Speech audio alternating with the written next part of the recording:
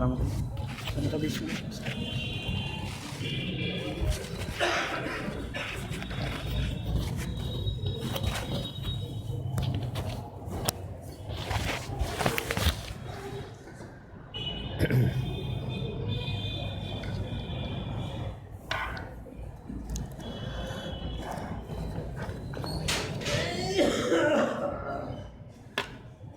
الحمد للہ رب العالمین والعاقبۃ للمتقین والصلاة والسلام علی سید الانبیاء والمرسلین وعلی آلہ وصحبہ اجمعین ومن تبعہم بإحسان الی یوم الدین.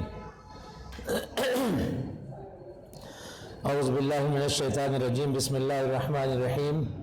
یقول اللہ سبحانہ وتعالی وعد اللہ الذین آمنوا منکم وعملوا الصالحات ليستخلفنهم في الأرض كما استخلف الذين من قبلهم وليمكنن لهم دينهم الذي ارتضى لهم وليبدلنهم من بعد خوفهم أمنا يعبدونني لا يشركون بي شيئا.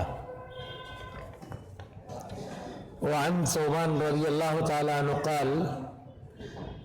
قال رسول الله صلى الله عليه وسلم يوشك الأمم أن تداعى عليكم كما تداعى الآكلة إلى قصعتها. فقال قائل ومن قلة نحن يومئذ قال بل أنتم يومئذ كثير ولكنكم غثاء كغثاء السيل ولينزعن الله من صدور عدوكم المحابة منكم وليقذفن الله في قلوبكم الوهن.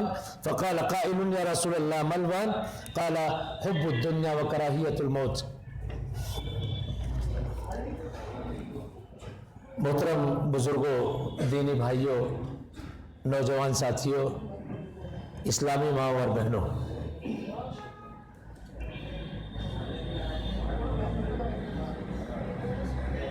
مجھے اس وقت آپ سے کچھ گفتگو کرنے کا حکم دیا گیا ہے.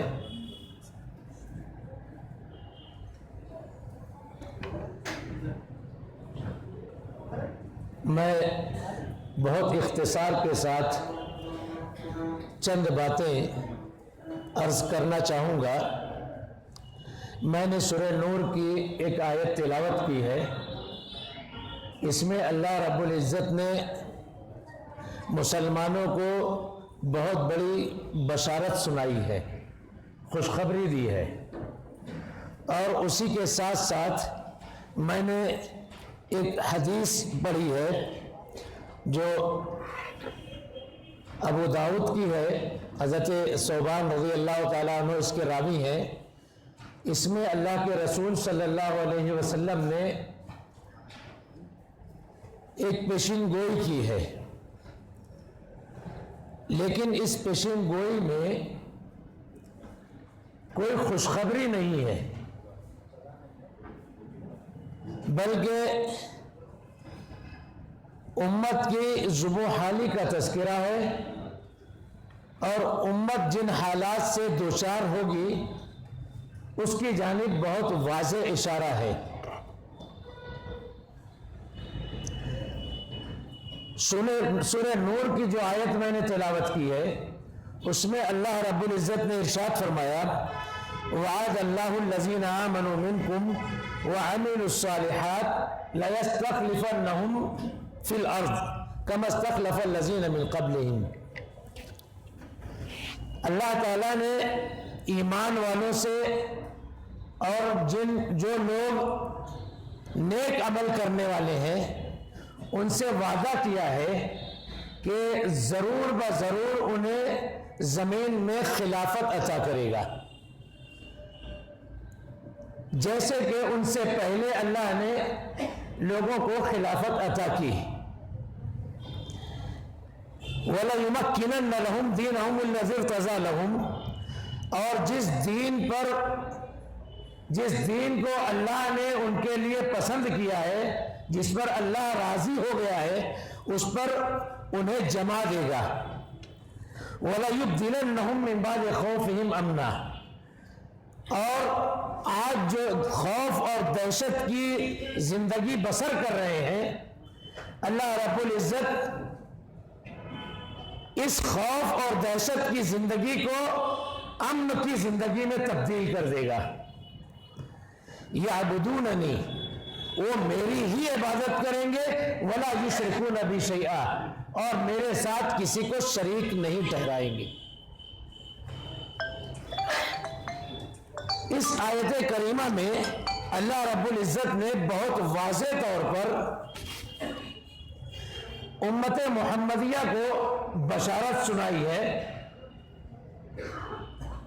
ان حالات میں جب یہ امت انتہائی قسم پرسی کے عالم میں تھی،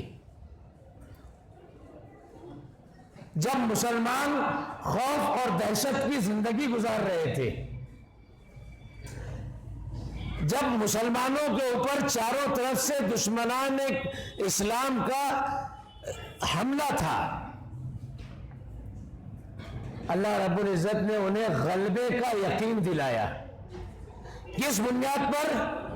ایمان اور عمل صالح کی بنیاد پر، کہ اگر تمہارے پاس ایمان رہے گا اور نیک اعمال رہیں گے تو اللہ رب العزت تمہیں اس زمین کا خلیفہ بنائے گا، اس زمین کی حکومت تمہیں عطا کرے گا۔ چنانچہ دنیا نے دیکھا نبی اکرم صلی اللہ علیہ وسلم کے صحابہ اکرام نے بہت کم عرصے میں اس روئے زمین کو فتح کیا اور دین کی باتیں ہر علاقے میں، دنیا کے ہر گوشے میں پہنچائی، جیسا کہ اللہ کے رسول صلی اللہ علیہ وسلم کی ایک حدیث بھی اس جانب اشارہ کرتی ہے۔ نبی اکرم صلی اللہ علیہ وسلم نے فرمایا تھا، ان اللہ زوى لي الارض فرأيت مشارقها ومغاربها، اللہ تعالیٰ نے میرے لیے زمین کو سکیڑ دیا ہے اور میں نے زمین کے مشرق کو بھی دیکھا اور مغرب کو بھی دیکھا۔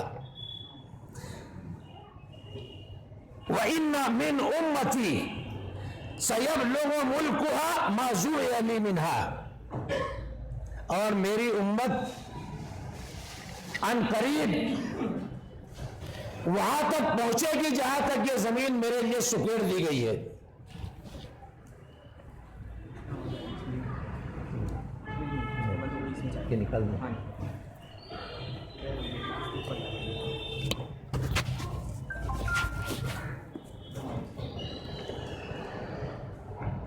چنانچہ صحابہ اکرام رضوان اللہ علیہم اجمعین کے عہد مبارک میں ہی مسلمانوں کی حکومت اور سلطنت پھیلتی چلی گئی اور غلبہ حاصل ہوتا گیا۔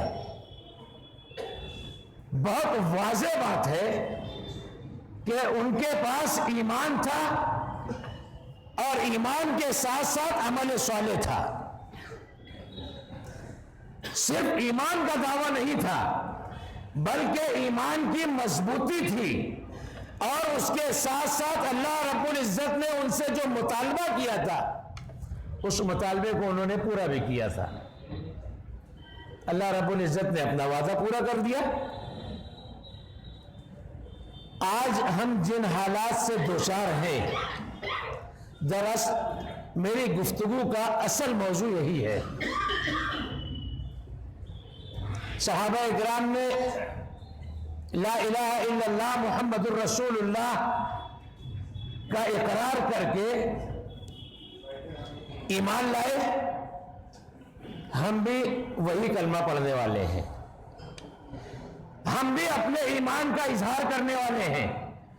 دنیا کا ہر کلمہ گو شخص اپنے آپ کو مومن کہتا ہے، مسلمان کہتا ہے۔ صحابہ اکرام بھی تھے۔ آج ہم نے بہت سارے، ایک بہت بڑی تعداد عمل کرتی ہوئی نظر آ رہی ہے، نمازیں پڑھ رہے ہیں، روزے رکھ رہے ہیں، صدقہ و خیرات کر رہے ہیں، نیک اعمال کر رہے ہیں، بہت سارے عمل ہمیں نظر آ رہے ہیں، اور صحابہ اکرام کے یہاں بھی تھے۔ لیکن یہ فرق کیوں ہے؟ ایمان ان کے پاس تھا، ایمان ہمارے پاس بھی ہے، عمل صالح ان کے پاس بھی تھا، اور عمل صالح، اب یہ صالح ہے یا نہیں اس کی تشریح ہم یہ تھوڑی دیر کے بعد اس کو کریں گے، وہ عمل ہمارے پاس بھی ہے۔ آخر وہ غالب تھے، ہم مغلوب کیوں ہیں؟ وہ حاکم تھے، ہم محکوم کیوں ہیں؟ وہ بادشاہ تھے، ہم رعایا کیوں بنے ہوئے ہیں؟ وہ ایمان والے تھے، ان کا ایک بادشاہ تھا، ایک حاکم تھا، صرف ایک حاکم تھا، اور دنیا پر حکومت کر رہے تھے۔ دنیا کی بڑی بڑی حکومتیں ڈر رہی تھی اور خوف و دہشت کی سائے میں زندگی گزار رہی تھی۔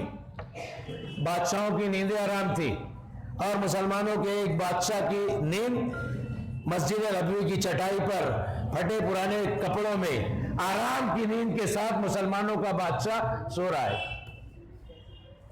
ایک بادشاہ پوری دنیا کا حاکم۔ آج ہم 57 ممالک کے بادشاہ ہیں، 57 ممالک کے بادشاہ ہیں۔ دنیا میں سب سے بڑی تعداد کے اعتبار سے سب سے بڑی قوم مسلمان ہے، دوسری سب سے بڑی قوم۔ وہ غالب تھے، ہم مغلوب ہیں، اور صرف مغلوب ہی نہیں ہے بلکہ رسوائی کی زندگی گزار رہے ہیں، انتہائی مظلومانہ زندگی گزار رہے ہیں۔ آج ہماری آنکھوں کے سامنے ہے، ہم دیکھ رہے ہیں روزانہ جب اخبارات کھلتے ہیں تو ہمیں خبروں میں کیا نظر آتا ہے؟ فلاں جگہ بم بلاسٹ ہوا، مسلمان مارے گئے، سینکڑوں کی تعداد میں مسلمان جاں بحق ہو گئے، خبریں یہی ہیں۔ جب ہم ٹی وی چینل کھولتے ہیں خبریں کیا کہتی ہیں؟ خون بہ رہا ہے فلسطین میں، شام میں، عراق میں، یمن میں، افغانستان میں، ہر طرف کس کا خون بہ رہا ہے؟ مسلمانوں کا۔ کس کی خواتین کو بے عزت کیا جا رہا ہے؟ مسلمان قوم کی عزتوں سے کھیلا جا رہا ہے۔ کس قوم کے بچے یتیم ہو رہے ہیں؟ مسلمان قوم۔ آج خبروں میں یہی ہے، ہم یہ دیکھ رہے ہیں، یہ سچائی ہے، حیران اور شزدر ہیں ہم۔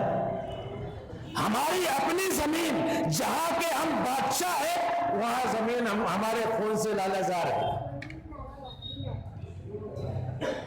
وہ زمین ہمارے خون سے تر ہے۔ آج بیت المقدس مسجد اقصی یہودی شکنجے میں جکڑا ہوا ہے، ایک ظالم پنجہ اس پر اپنا پنجہ گھاڑے ہوئے ہے، جبکہ وہ مسلمانوں کا ایک بادشاہ تھا، یہی یہودی تھا، عزت اور اکرام کے ساتھ مسلمان بادشاہ کے ہاتھ میں بیت المقدس کی چابی دے رہا ہے، وہ اکیلا بادشاہ تھا۔ آج کتنے بادشاہ ہیں اور ہمارا یہ قبلہ اول ظالم کے نرغے میں۔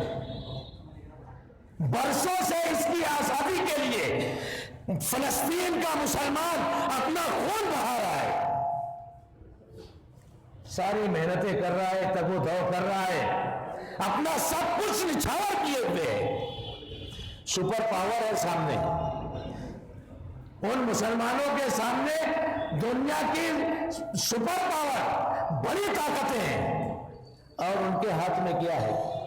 سامنے اسلحے ہیں، جدید ترین وسائل ہیں، ٹینک ہیں، اور نئے نئے اسلحے، جدید ترین قسم کے اسلحے ان کے پاس ہیں، ان کے بچاؤ کے سارے سامان ان کے پاس ہیں۔ بیچارے مسلمانوں کے پاس کیا ہے؟ غلیل ہے اور پتھر ہے۔ محترم بزرگوں اور دینی بھائیوں، صرف اس ایک نقطے پر آپ اپنی توجہ مرکوز کیجئے کہ آخر ہم ان دو حالات سے کیوں دوچار۔ بہت صاف مطلب ہے، بہت واضح مطلب ہے کہ آج ہمارے پاس وہ ایمان نہیں ہے جو اللہ کو مطلوب ہے، وہ عمل ہمارے پاس نہیں ہے جو اللہ رب العزت چاہتا ہے۔ ہمارے اس ملت اسلامیہ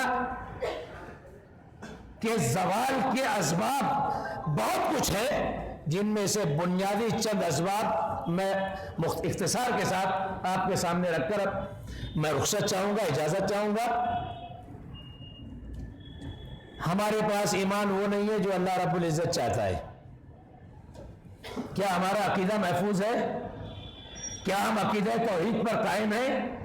اللہ کے رسول صلی اللہ علیہ وسلم نے اس امت کو جو عقیدہ دیا تھا اور اس پوری دنیا کے انسانوں کو جس عقیدے پر جمع کرنے کی پوری کوشش کی تھی، کیا وہ عقیدہ ہمارے پاس ہے؟ اللہ کے رسول صلی اللہ علیہ وسلم نے اپنی پہلی دعوت جب دی تھی مشرکین مکہ کے سامنے اور بڑے بڑے سرداران کے سامنے، کیا کہا تھا؟ یا ایھا الناس قولوا لا الہ الا اللہ تفلحوا عند اللہ تملک العرب والعجم۔ اے لوگوں، اس بات کا اقرار کر لو کہ اللہ کے سوا کوئی معبود نہیں ہے، تم کامیاب ہو جاؤ گے اور عرب و عجم کی حکومت تمہاری ہوگی۔ یہ اللہ کے رسول صلی اللہ علیہ وسلم نے کہا تھا۔ اللہ رب العزت نے کیا فرمایا؟ وَأَنْتُمُ الْأَعْلَوْنَ إِن كُنتُم مُؤْمِنِينَ، سربلندی تمہاری ہے، سربلندی تمہارا حصہ ہے، شرط یہ ہے کہ تم ایمان والے رہو۔ نبی صلی اللہ علیہ وسلم نے بھی ایمان کی بنیاد پر یہ وعدہ کیا، اللہ رب العزت نے بھی ایمان کی بنیاد پر یہ کیا۔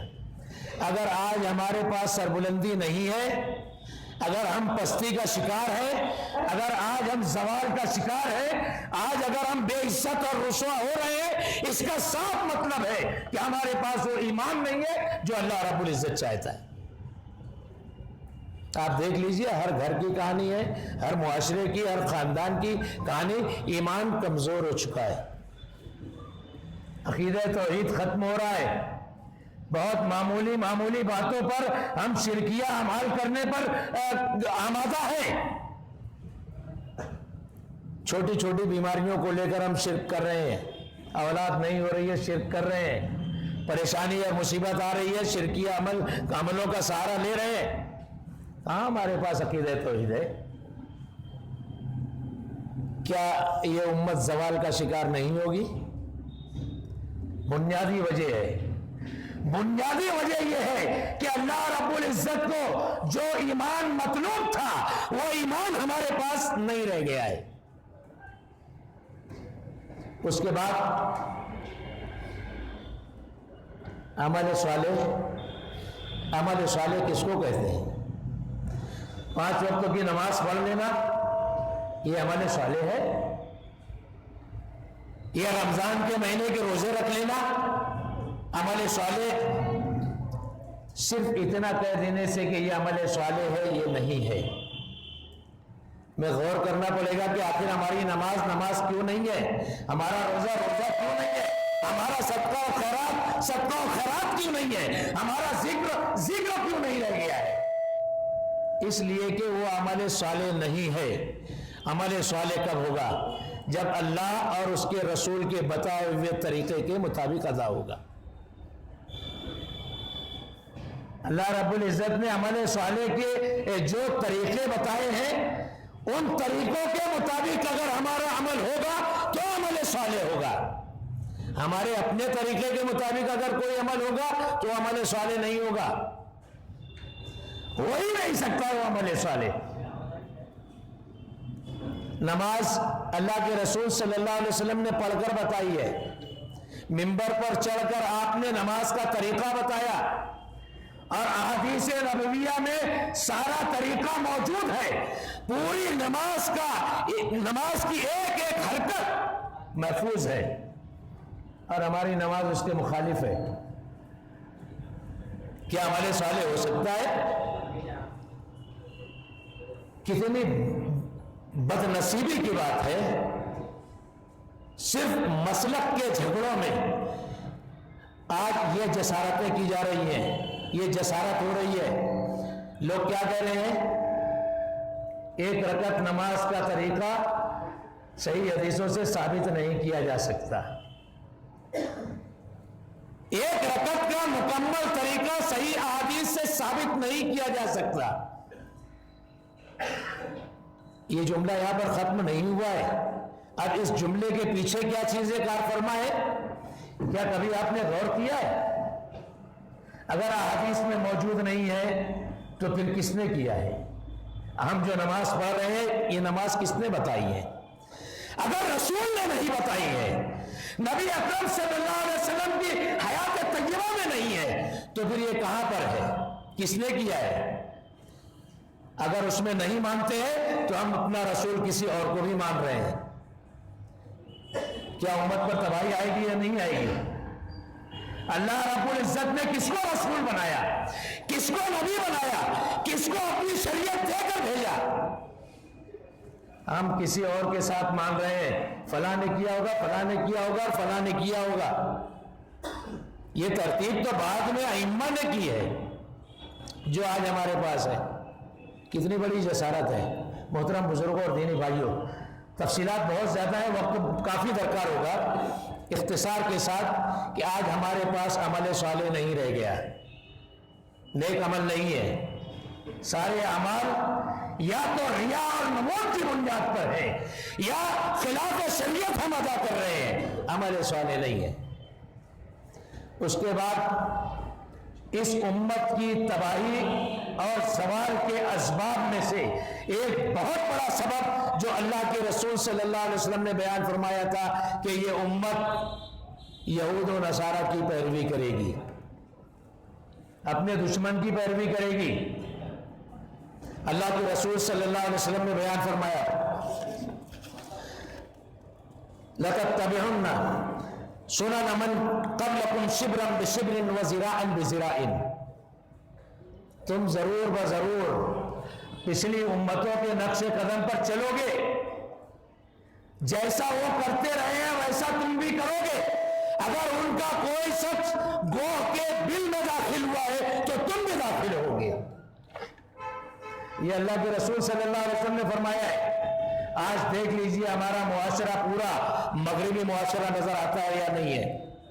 ہمارا لباس مغربی، ہمارا کردار مغربی، ہماری سوچ مغربی، ہماری تہذیب مغربی، ہمارا اٹھنا بیٹھنا یہ سارا مغرب زدہ ہے. ہر معاملے میں ہم ان کی پیروی کر رہے ہیں. آج 31 نائٹ ہے، کس کی پیروی ہوگی؟ مسلمان کس کی پیروی کرنے والے ہیں؟ رات بھر کس کی اتباع کرنے والے ہیں؟ مغرب کی. جو بے حیائیاں، جو فحاشیاں، جو برائیاں، جو گناہ آج وہ کون کرنے والی ہے، ہمارا مسلمان بھی وہی کرنے والا ہے. تباہی نہیں آئے گی؟ کیا بربادی نہیں ہوگی؟ اس معاشرے کے اندر مغرب پوری طریقے سے حاوی ہے. حالانکہ ہم یہ دیکھ رہے ہیں، اپنی کھلی آنکھوں سے دیکھ رہے ہیں، جس کی پیروی ہمارا نوجوان کر رہا ہے، جن کی اتباع آج ہمارا نوجوان کر رہا ہے، آج وہ ہمارے دشمن، عزیز دشمن تھے، آج ان کی دشمنی اپنی انتہا کو پہنچی ہوئی ہے. کیا ہم دیکھ نہیں رہے؟ صرف مسلمانوں کو ختم کرنے کے لیے دنیا بھر کی ساری طاقتیں اکٹھا ہیں. اس کا سردار کون ہے؟ یہ یہود و نصارہ ہیں. یہ ہے جو آج گاجر مولی کی طرح ہمیں کاٹ رہے ہیں. ہماری مائیں بہنیں بے عزت ہو رہی ہیں، عزتوں کو تار تار کیا جا رہا ہے، بچے یتیم ہو رہے ہیں، نوجوان جیل کی سلاخوں کے پیچھے ڈالے جا رہے ہیں، ہمارے بوڑھے بزرگ بے سہارا ہو رہے ہیں. کون کر رہا ہے؟ جن کی پیروی ہمارا نوجوان کر رہا ہے. وہ یہ بھی نہیں دیکھ رہے ہیں یہ ظالم، یہ دشمنان اسلام جو ہمارے قبلہ اول کو اپنے مرغے میں لیے ہوئے اور اس کے تقدس کو پامال کر رہے ہیں، ہم ان کی اتباع کر رہے ہیں. اللہ کے رسول صلی اللہ علیہ وسلم نے کہا تھا تم ان کی پیروی کرو گے، اور جب ان کی پیروی ہوگی تو ظاہر بات ہے کہ رسوائی اور ذلت آنی ہی آنی ہے. اس امت کے زوال کے اسباب میں سے ایک بہت بڑا سبب یہ بھی ہے کہ اس امت میں جھوٹے اور فریب کار لوگوں کی کثرت ہو جائے گی. بہت جھوٹے لوگ پیدا ہوں گے.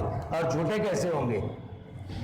دین کے معاملے میں جھوٹ بولیں گے، شریعت کے معاملے میں جھوٹ بولیں گے، اپنے مذہب کے معاملے میں جھوٹ بولیں گے. ایسی احادیث بیان کریں گے جن کو نہ ہم نے سنا ہے نہ ہمارے باپ دادا نے سنا ہے، اس کو حدیث کہہ کر بیان کیا جائے گا. یہ میں نہیں کہہ رہا ہوں، اللہ کے رسول صلی اللہ علیہ وسلم فرما رہے ہیں. حضرت ابو ہریرہ رضی اللہ تعالیٰ عنہ کہتے ہیں یکون فی آخر الزمان دجالون کذابون یاتونکم من الاحادیث بما لم تسمعوا انتم ولا آباؤکم فإیاکم وإیاہم. مسلم شریف کی روایت ہے. اللہ کے رسول صلی اللہ علیہ وسلم فرما رہے ہیں کہ آخری زمانے میں کچھ دجال اور کذاب پیدا ہوں گے، جھوٹے لوگ پیدا ہوں گے اور ایسی حدیثیں سنائیں گے جن کو نہ تم نے سنا ہوگا نہ تمہارے باپ دادا نے سنا ہوگا. کیا یہ سچائی ہمارے سامنے ہے یا نہیں ہے؟ گلی گلی کوچا کوچا کریا گھر گھر ہم سن رہے ہیں. فرمایا رسول اللہ صلی اللہ علیہ وسلم نے، فرمایا نبی صلی اللہ علیہ وسلم نے، کوئی سند نہیں ہے، کوئی حوالہ نہیں ہے، کچھ نہیں ہے، صرف رسول کا نام اور نبی کا نام لے کر بیان کیا جا رہا ہے. چاروں طرف پھیلے ہوئے جھوٹی حدیث بیان کی جا رہی ہے. اللہ کے رسول صلی اللہ علیہ وسلم نے کہا تھا من کذب علی متعمدا فلیتبوأ مقعدہ من النار. جس نے میری جانب جھوٹ بات کا انتساب کیا وہ اپنا ٹھکانہ جہنم بنا لے. یہ ڈر اور خوف بھی نہیں رہ گیا ہمارے پاس، اس کا بھی ڈر نہیں ہے. آج یہ بیان کیا جا رہا ہے جھوٹے لوگ پیدا ہو چکے ہیں.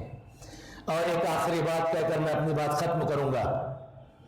ہمارے زوال کے اسباب میں سے ایک سبب گناہوں کو معمولی سمجھنا. بڑے بڑے گناہ ہو جائیں گے ہم اس کو چھوٹا سمجھیں گے، اس کو معمولی سمجھیں گے. اور یہ امت آج اسی کا مظاہرہ کر رہی ہے. آپ دیکھ لیجئے جہاں بڑے بڑے کبیرہ گناہ ہو رہے ہیں، زنا، چوری، شراب نوشی، سودی لین دین، یہ ساری چیزیں ہو رہی ہیں، وہیں پر بہت بڑے بڑے گناہ ہمارے گھروں میں ہو رہے ہیں اور اس کو معمولی سمجھا جا رہا ہے. ہم نے اپنے بچے کے ہاتھ میں یہ موبائل دے دیا ہے، بچے کے ہاتھ میں قیمتی موبائل دے دیا ہے. کیا کبھی ہم تحقیق کرتے ہیں کہ بچہ اس پر کیا کر رہا ہے؟ ماں باپ کی نظریں بند ہیں، ماں باپ کی نظریں پھری ہوئی ہیں کہ بچہ وہ کام اپنے گھر میں بیٹھ کر کر رہا ہے کل تک جو سنیما ہالوں میں اور ریڈیو سینٹر پر ہوتے تھے وہ ہمارے گھر میں دیکھے جا رہے ہیں اور اس کو ہم معمولی سمجھ رہے ہیں. ہمارا نوجوان معمولی سمجھ رہا ہے. دنیا کی بے حیائی، فحاشی آج ہم نے اپنے بچوں کے ہاتھوں میں دے رکھی ہے. گناہ نہیں سمجھ رہے. حضرت انس رضی اللہ تعالیٰ عنہ کہتے ہیں کہ تم لوگ ایسا عمل کرتے ہو. دیکھیے اس زمانے میں کہہ رہے ہیں، جس زمانے میں گناہ کو گناہ سمجھا جاتا تھا، جس زمانے میں لوگ گناہوں سے بچتے تھے، جس زمانے میں لوگوں کے دلوں میں ڈر اور خوف تھا، اس زمانے میں حضرت انس رضی اللہ تعالیٰ عنہ کہہ رہے ہیں، کہتے ہیں کہ تم لوگ کچھ عمل ایسا کرنے لگے ہو جس کو تم سمجھتے ہو کہ بال سے بھی زیادہ معمولی ہے. جیسا ایک بال ہے بس ویسا ہی معمولی عمل سمجھ کر کرتے ہو. تمہاری نظروں میں اتنا ہی ہے کہ وہ بال سے زیادہ اہمیت نہیں رکھتا ہے، جبکہ اسی عمل کو ہم اللہ کے رسول کے زمانے میں ہلاک کر دینے والا عمل سمجھتے تھے، تباہ کر دینے والا عمل سمجھتے تھے. یہ حضرت انس رضی اللہ تعالیٰ عنہ کہہ رہے ہیں، صحیح بخاری کی روایت ہے. اللہ کے رسول صلی اللہ علیہ وسلم نے فرمایا تھا اِيَّاكُمْ وَمُحَقِّرَاتِ الذُّنُوبِ. چھوٹے گناہ کو چھوٹا سمجھ کر اس کا ارتکاب مت کرو، اس سے بچو، اس سے بچو. چھوٹے گناہ کو چھوٹا مت سمجھو. یہ آخری بات ہے، میں اپنی بات ختم کروں گا. اللہ رب العزت نے قرآن پاک میں ارشاد فرمایا ہے وَمَن يَعْمَلْ مِثْقَالَ ذَرَّةٍ خَيْرًا يَرَهُ وَمَن يَعْمَلْ مِثْقَالَ ذَرَّةٍ شَرًّا يَرَهُ. ایک ذرے کے برابر گناہ اگر ہمارے نامہ اعمال میں درج ہے، قیامت کے دن اللہ رب العزت دکھا دے گا۔ اس کا احساس ہونا چاہیے۔ آج ہمارے یہاں یہ احساس ختم ہو گیا ہے۔ سودی لین دین کو ہم معمولی سمجھ رہے ہیں، ہر شخص ہر بڑا تاجر سودی لین دین کر رہا ہے، بلکہ صرف کر نہیں رہا ہے، ہمیں آج کو مختلف ہیلے بہانوں سے اس کو جائز قرار دیا جا رہا ہے، جبکہ سود ابتدا سے لے کر قیامت تک دنیا کے ہر خطے میں حرام اور ناجائز قیامت تک رہنے والا ہے۔ قیامت تک کوئی رخصت کی کہیں کوئی گنجائش نہیں ہے، اور اتنا سنگین جرم ہے۔ اللہ کے رسول صلی اللہ رب العزت فرما رہا ہے اگر تم اس سے باز نہیں آتے ہو فَأَذَنُوا بِحَرْبٍ مِّنَ اللَّهِ وَرَسُولِهِ، اللہ اور اس کے رسول سے جنگ کے لیے تیار ہو جا۔ ہم کر رہے ہیں، یعنی گناہ کو گناہ نہیں سمجھا جا رہا ہے، تو یہ ہمارے زوال کے اسباب میں سے ہے۔ محترم بزرگوں اور دینی بھائیوں، بہت ساری باتیں تھیں، میں اپنی ماں و بہنوں سے متعلق کچھ باتیں عرض کرنا چاہتا تھا کہ ان کی وجہ سے بھی بہت ساری خرابیاں اور برائیاں آج معاشرے میں آ رہی ہیں، تو زوال تو یقینی ہے۔ اللہ رب العزت بے وجہ اپنے بندوں کو رسوا نہیں کرتا ہے، بے وجہ کسی کو بے عزت نہیں کرتا ہے۔ ہمیں اپنے اعمال کا جائزہ لینا چاہیے اور اصلاح کرنی چاہیے۔ اللہ رب العزت سے دعا ہے اللہ تعالیٰ ہمیں ان باتوں کو سمجھنے، ان پر عمل کرنے کی توفیق عطا فرمائے۔ اللہ رب العزت اس قوم مسلم پر، امت مسلمہ پر رحم فرمائے۔ آج جن حالات سے ہم گزر رہے ہیں، پروردگار ان حالات سے ہمیں نجات دلا دے، پروردگار ہر ظلم و ستم سے بچا، دشمن کی سازشوں سے، تدبیروں سے رب العالمین ہمیں محفوظ رکھ، ان کی ہر سازش اور تدبیر کو ناکام کر دے، رب العالمین ان کے اتحاد کو پارا پارا کر دے۔ ہمیں جب تک زندہ رکھ، عزت و احترام کے ساتھ اسلام پر زندہ رکھ، جب ہمارا خاتمہ ہو ایمان پر خاتمہ ہو۔ آمین۔ اقول قولی ھذا استغفر اللہ لی ولکم ولسائر المسلمین فاستغفروہ انہ ھو الغفور الرحیم۔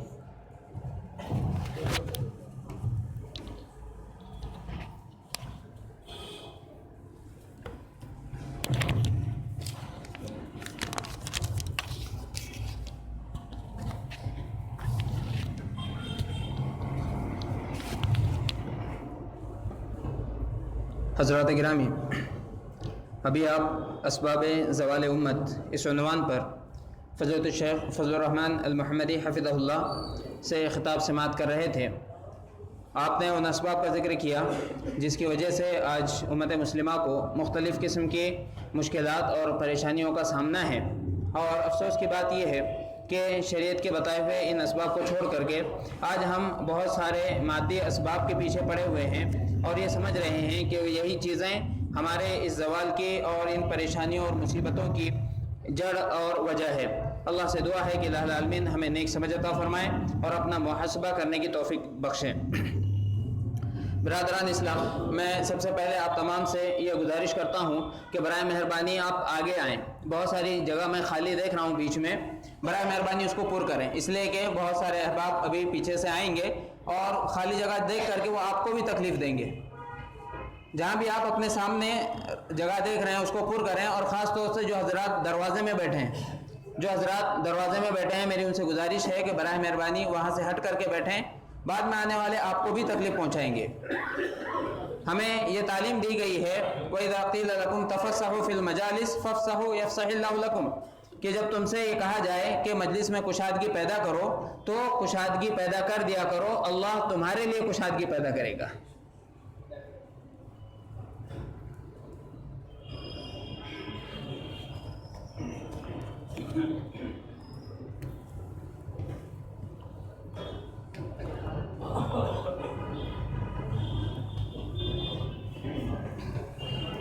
برادران اسلام، جیسا کہ اعلان کیا گیا اور آپ نے اشتہارات میں بھی پڑھا کہ آج کے ہمارا یہ پروگرام نہایت ہی اہم ہے، اور جمعیت اہل حدیث اورنگ آباد کی دعوت پر ہمارے معزز مہمان دکتر اجمل منظور المدنی حفظہ اللہ یہاں تشریف لا چکے ہیں۔ میں سب سے پہلے جمعیت اہل حدیث اورنگ آباد کی جانب سے آپ کا تہ دل سے استقبال کرتا ہوں، آپ کو اہلا و سہلا مرحبا کہتا ہوں۔ اسی طرح سے آپ تمام حضرات جو اس پروگرام میں شرکت کے لیے یہاں تشریف لائے ہوئے ہیں، ہم آپ تمام کا استقبال کرتے ہیں۔ فضیلت الشیخ دکتور اجمل منظور المدنی حفظہ اللہ پہلی بار ہمارے درمیان یہاں تشریف لائے ہوئے ہیں۔ میں مناسب سمجھتا ہوں کہ مختصراً آپ کا تعارف پیش کر دوں۔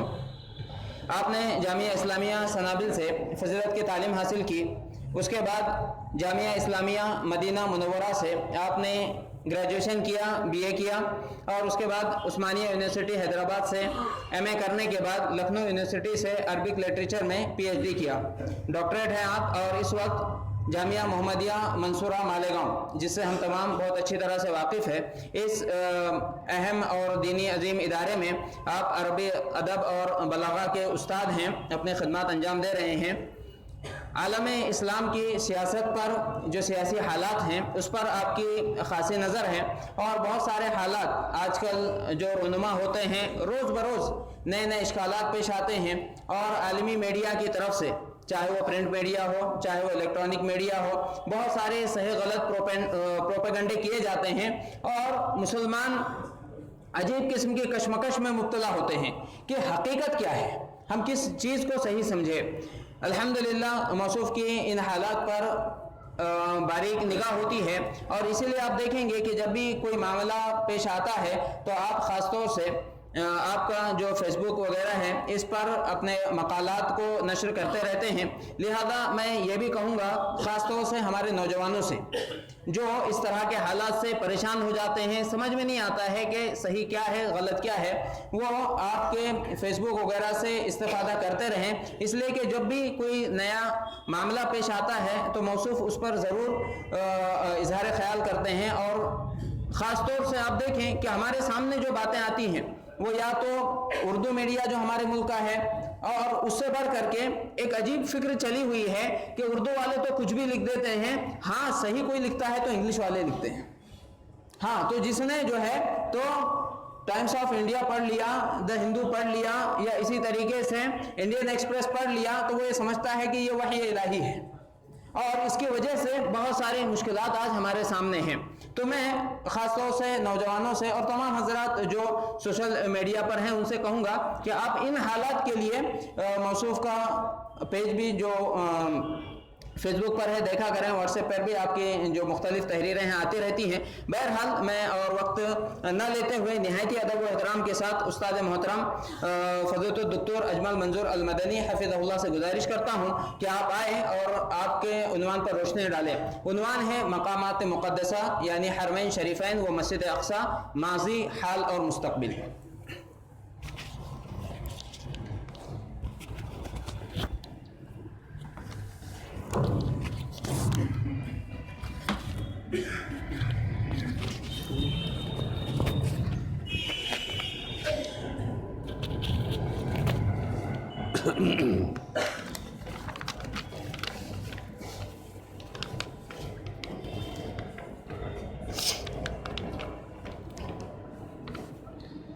إن الحمد لله نحمده ونستعينه ونستغفره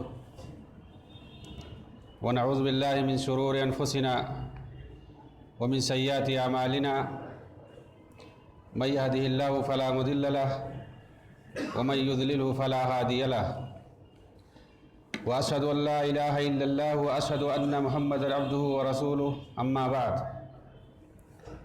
فإن خير الحديث كتاب الله، وخير الهدي هدي محمد صلى الله عليه وسلم، وشر الأمور محدثاتها وكل محدثة بدعة وكل بدعة ضلالة وكل ضلالة في النار۔ أعوذ بالله من الشيطان الرجيم، بسم الله الرحمن الرحيم۔ إن أول بيت وضع للناس للذي ببكة مباركا وهدى للعالمين، فيه آيات بينات ومن دخله مقام إبراهيم ومن دخله كان آمنا، ولله على الناس حج البيت من استطاع إليه سبيلا، ومن كفر فإن الله غني عن العالمين۔ وقال تعالى في موضع آخر: ومن يعظم شعائر الله فإنها من تقوى القلوب۔ وقال النبي صلى الله عليه وسلم: أحب البقاع إلى الله مساجدها، وأبغض البلاد إلى الله أسواقها۔ سامعین کرام، حاضرین مجلس، دینی ملی ساتھیوں، بھائیوں اور بزرگوں، اللہ رب العالمین کا لاکھ لاکھ شکر اور احسان ہے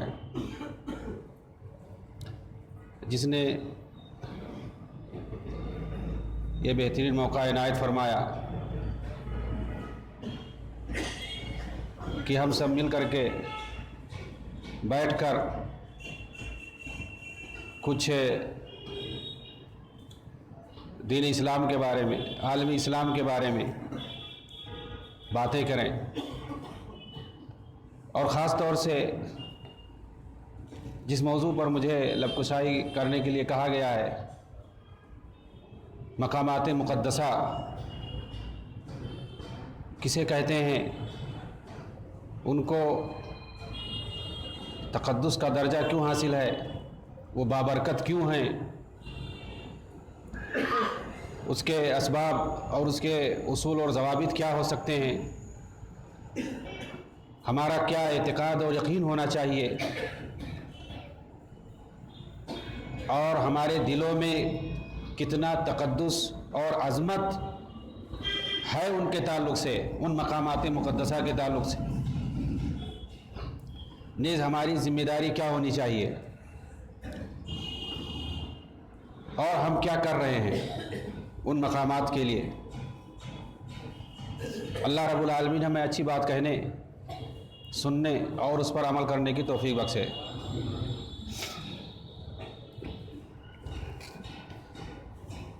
مقامات مقدسہ جس میں خاص طور سے تینوں مساجد ہیں عالمی اسلام کے اندر، جن کو جو مقام حاصل ہے، جو مرتبہ حاصل ہے، جو عظمت اور جو برکت حاصل ہے، وہ اور کسی چیز کو نہیں ہے، کسی جگہ کو نہیں ہے، چاہے وہ اول نمبر پہ مسجد حرام ہو مکہ مکرمہ کے اندر، مسجد نبوی ہو مدینہ منورہ کے اندر، یا مسجد اقصی ہو بیت المقدس فلسطین کے اندر۔ ان تینوں مقامات کو خصوصی درجہ حاصل ہے، مقام حاصل ہے، اور جو فضیلت اور جو برکت حاصل ہے وہ اور کسی جگہ کو نہیں ہے۔ ان کو جو فضیلت اور برکت حاصل ہے، ہم وہاں جا کر کے جو فضیلتیں، جو برکتیں حاصل کر سکتے ہیں، وہ دنیا میں اور کسی جگہ نہیں حاصل کر سکتے ہیں۔ قرآن اور حدیث کے اندر جن کے تعلق سے خصوصی احکامات ہیں اور ان کی فضیلتوں اور برکتوں کو بتایا گیا ہے، ہر مومن چاہتا ہے کہ وہ اللہ رب العالمین کے خصوصی فضل، اس کے احسان، اس کی برکتوں کو حاصل کرے، اور اس کی زندگی برکتوں سے بھر جائے، اور اللہ ہی کی طرف سے جب برکت ہوگی ہمارے اندر، ہماری زندگی کے اندر، تبھی ہم خوشحال زندگی گزار سکتے ہیں۔ اللہ رب العالمین اپنی برکتوں کو، اپنی فضیلتوں کو مومن کی زندگی میں ویسے نہیں ڈال دیتا ہے، ہمیں اس کے لیے کچھ کرنا پڑتا ہے۔ چنانچہ جس طرح سے ان مقامات کو وہ تقدس، وہ فضیلت اور برکت حاصل ہے، ویسے ہی جیسے کچھ اوقات کو حاصل ہے، کچھ اور دیگر اشیاء کو حاصل ہے، بہت ساری چیزیں فضیلت والی ہوتی ہیں، برکت والی ہوتی ہیں۔ جیسے رمضان مبارک کا مہینہ بابرکت ہے، فضیلت والا ہے، لیلۃ القدر کی وجہ سے کہ اس میں اگر آدمی لیلۃ القدر کی فضیلت کو پا گیا، اس کی برکت کو پا گیا، تو اللہ رب العالمین اس سے کئی گنا زیادہ ثواب اور نیکی عطا کرتا ہے۔ اسی طرح سے آپ اگر ان مقامات مقدسہ کے اندر عبادت کر لیں تو کہیں پہ 1,00,000 گنا، کہیں پہ 1,000 گنا، کہیں پہ 500 گنا آپ کو ثواب حاصل ہو جائے گا۔ تو ظاہر سی بات ہے وہ ہمارا اسلامی ورثہ ہے، میراث ہے، اس کے لیے ہم کیا کر رہے ہیں؟ اور جو دشمنان اسلام ہیں ان کے تعلق سے کیا سازشیں کر رہے ہیں، کیا کھیل کھیل رہے ہیں، اور پھر مسلمانوں کو کیسے گمراہ کیا جا رہا ہے۔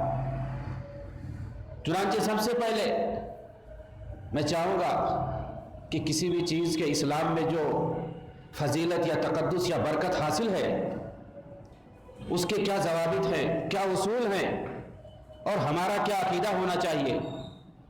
کیا کوئی کسی بھی چیز کو کہہ دے کہ اس جگہ کو برکت حاصل ہے، تقدس حاصل ہے، فضیلت حاصل ہے تو ہم مان لیں گے؟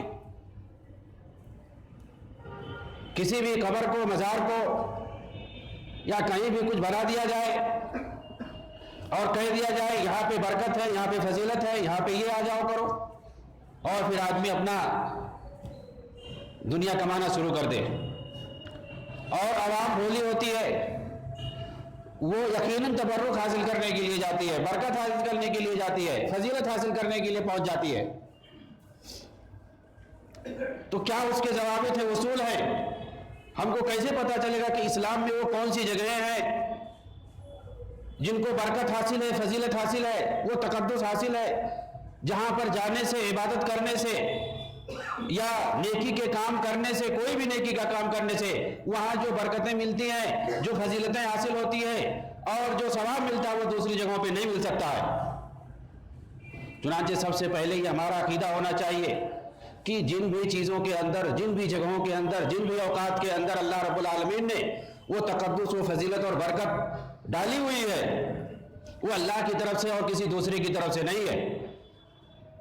چنانچہ ہمیں گمراہ کیا جاتا ہے کہ یہ فلاں کی طرف سے ہے، یہ فلاں کی طرف سے ہے، یہ فلاں کی طرف سے ہے، تو یہ سمجھ لیجئے کہ بندگان خدا میں سے کسی کی طرف سے نہیں ہوتا ہے۔ وہ تقدس، فضیلت اور برکت کسی بھی چیز کو، کسی بھی جگہ کو صرف اللہ رب العالمین کی طرف سے حاصل ہوتی ہے۔ قرآن کریم کے اندر سورہ ہود میں اللہ رب العالمین نے فرمایا یا نوح اہبط منا بسلام و برکات علیک۔ جب کشتی سے وہ اتر رہے تھے تو اللہ رب العالمین نے کہا میری جانب سے سلامتی اور برکتوں کے ساتھ تم اتر جاؤ، اس زمین کے اندر تمہارے لیے میں برکت پیدا کروں گا۔ اس میں دیکھیے اللہ رب العالمین نے ان برکتوں اور فضیلتوں کو اپنی طرف نسبت کیا ہے، یعنی میری طرف سے یہ ساری امن و سلامتی اور ساری برکتیں جو تم پر نازل ہوں گی میری طرف سے ہوں گی۔ عبداللہ بن مسعود رضی اللہ تعالیٰ عنہ بیان فرماتے ہیں اللہ کے رسول صلی اللہ علیہ وسلم کے ساتھ ایک غزوے میں تھے، کہہ رہے کہ پانی کی قلت ہو گئی۔ اللہ کے رسول صلی اللہ علیہ وسلم سے صحابہ نے شکایت کیا، آپ نے جن کے پاس جو بھی تھوڑا پانی تھا اکٹھا کیا، پھر اس کے بعد اس کے اندر آپ نے دعا کی، اور پھر آپ نے اپنی انگلیوں کو پانی جو تھوڑا سا تھا اس میں ڈال دیا۔ تو صحابی رسول عبداللہ ابن مسعود رضی اللہ تعالیٰ عنہ بیان کرتے ہیں کہ پانی اس گھڑے سے ابلنا شروع ہو گیا، اللہ کے رسول نے اپنی انگلیوں کو ڈالا اور میں دیکھ رہا تھا وہ پانی آپ کے انگلیوں کے اندر سے نکل رہا، فوارہ مار کر کے جیسے چشمہ نکلتا ہے۔ اس کے بعد آپ نے فرمایا حلما الی الطہور المبارک والبرکۃ من اللہ، آؤ اس پانی کو، یہ پاک ہے، مبارک ہے، سب لوگ حاصل کر لو اور یہ جان لو کہ اس کے اندر جو برکت ہوئی ہے وہ اللہ رب العالمین کی طرف سے۔ کوئی یہ نہ سمجھے کہ میری جادو سے ہو گیا ہے، میری طرف سے، میں نے اللہ سے دعا کی، یہ برکت اللہ رب العالمین کی طرف سے۔ اللہ کے نبی نے یہاں پر یہ واضح فرما دیا، یعنی برکت اللہ کے رسول کی طرف سے بھی نہیں ہو سکتی ہے۔ آپ کی ذات اگر بابرکت ہے تو وہ بھی اللہ رب العالمین کی طرف سے۔ اللہ رب العالمین نے آپ صلی اللہ علیہ وسلم کی ذات مبارکہ کو بابرکت بنایا ہے۔ کوئی بھی چیز جو آپ سے متعلق ہوگی وہ بابرکت ہوگی، اس سے تبرک حاصل کیا جا سکتا ہے، بشرطے کہ یہ ثابت ہو جائے کہ نبی صلی اللہ علیہ وسلم کی ذات سے اس کا تعلق ہے، وہ بھی اللہ رب العالمین کی طرف سے ہے۔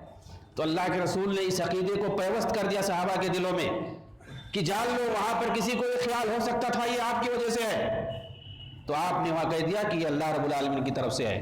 تو یہ ہمارا عقیدہ ہونا چاہیے کہ کسی انسان کی طرف سے کوئی کسی کو فضیلت یا برکت یا تقدس حاصل نہیں ہوتی ہے، اس کے لیے سند چاہیے اللہ رب العالمین کی طرف سے، رسول کی طرف سے سند ہونی چاہیے، ثبوت ہونا چاہیے۔ دوسرا یہ عقیدہ ہونا چاہیے کہ جن بھی چیزوں کو تقدس حاصل ہے، فضیلت اور برکت حاصل ہے، وہ چیزیں سبب ہیں، ورنہ حقیقی برکت دینے والا اللہ رب العالمین ہے، وہ سبب ہیں۔ اس کا مطلب یہ ہے کہ جس طرح سے ہم بیمار ہونے کے وقت دوا کھاتے ہیں تو دوا کو سبب سمجھتے ہیں، ورنہ حقیقی شفا دینے والا ہے جو اللہ رب العالمین ہے۔ اسی طرح سے وہ چیزیں سبب ہیں، ہم وہاں جا کر کے اگر عبادتیں کرتے ہیں اور ہم کو فضیلت حاصل ہوتی ہے، برکت حاصل ہوتی ہے، ہمارے ثواب میں اضافہ ہوتا ہے، تو یہ نہ سمجھیں کہ اس جگہ کی وجہ سے ہے، وہ اللہ رب العالمین ہمیں دے رہا ہے، اس جگہ کو سبب بنا دیا ہمارے لیے۔ یہ بھی ہمارے اندر عقیدہ ہونا چاہیے، اس سے بہت ساری چیزیں ختم ہو جاتی ہیں، بہت سارے ڈر، بہت سارے توہمات کا خاتمہ ہوتا ہے۔ ہم دوا کھا رہے ہیں، کسی سے بہت بھینکر بیماری میں دوا نے اس دوا کھانے سے ہم اچھا ہو گئے تو ہم جو ہے اسی کو مان لیں، یا کسی ڈاکٹر کے ذریعے سے ہمارا علاج ہو گیا اور ہم کامیاب ہو گئے، بہت زیادہ اس کو ہم کیا مان لیں، خدا مان لیں۔ ایسا ہو سکتا ہے؟ نہیں ہو سکتا ہے۔ بخاری کے اندر ہے کہ دوا کوئی اس وقت تک کام نہیں کرتی ہے جب تک کہ اللہ رب العالمین کی طرف سے حکم نہ ہو جائے۔ مسبب الاسباب اللہ رب العالمین جب تک کوئی سبب نہیں پیدا کرے گا کوئی آدمی اچھا نہیں ہو سکتا ہے۔ دوائیں سبب ہیں، تو اگر آدمی بیمار ہوتا ہے تو شفا اللہ رب العالمین دیتا ہے، دوا علاج یہ کیا ہیں؟ سبب ہیں۔ تو یہ بھی ہمارا عقیدہ ہونا چاہیے۔ غزوہ بنو مستلق کا واقعہ ہے، عائشہ رضی اللہ تعالیٰ عنہ بیان فرماتی ہیں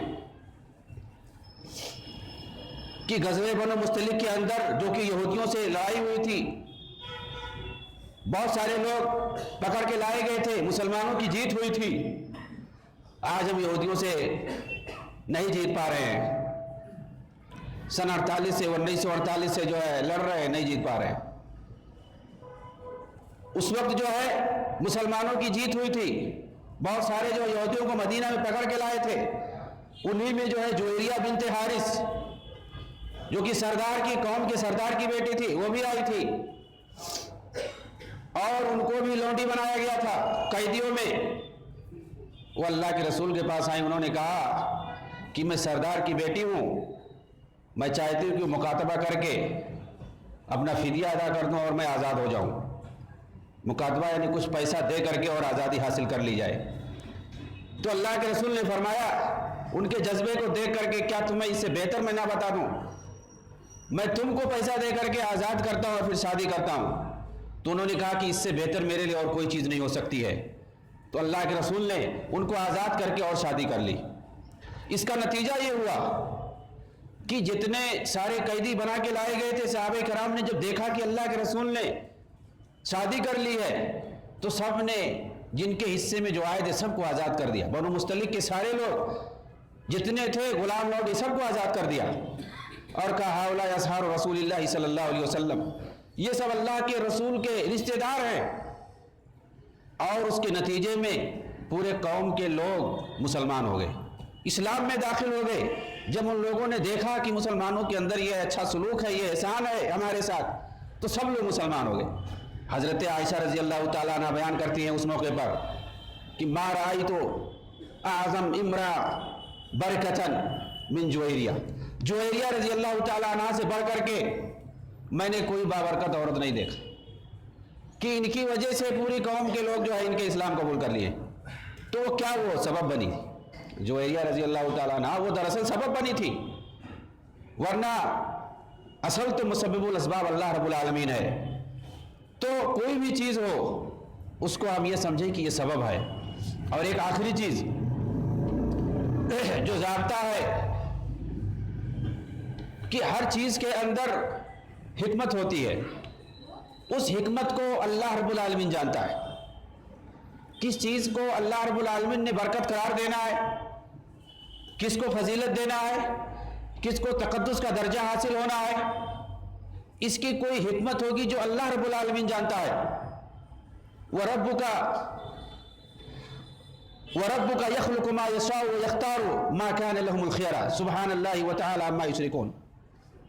تمہارا رب جو چاہتا ہے پیدا کرتا ہے، جو چاہتا ہے بناتا ہے، اور جسے چاہتا ہے چن لیتا ہے، منتخب کر لیتا ہے، جسے چاہتا ہے محبوب بنا لیتا ہے. انہیں کسی چیز کا کوئی اختیار نہیں ہے، لوگوں کو کوئی اختیار نہیں ہے اللہ رب العالمین کے تعلق سے. اللہ کی ذات پاک ہے اور بلند ہے ان تمام چیزوں سے جس سے یہ لوگ شریک کرتے ہیں. یعنی اللہ کے اختیار میں کسی چیز کو شریک نہیں کر سکتے.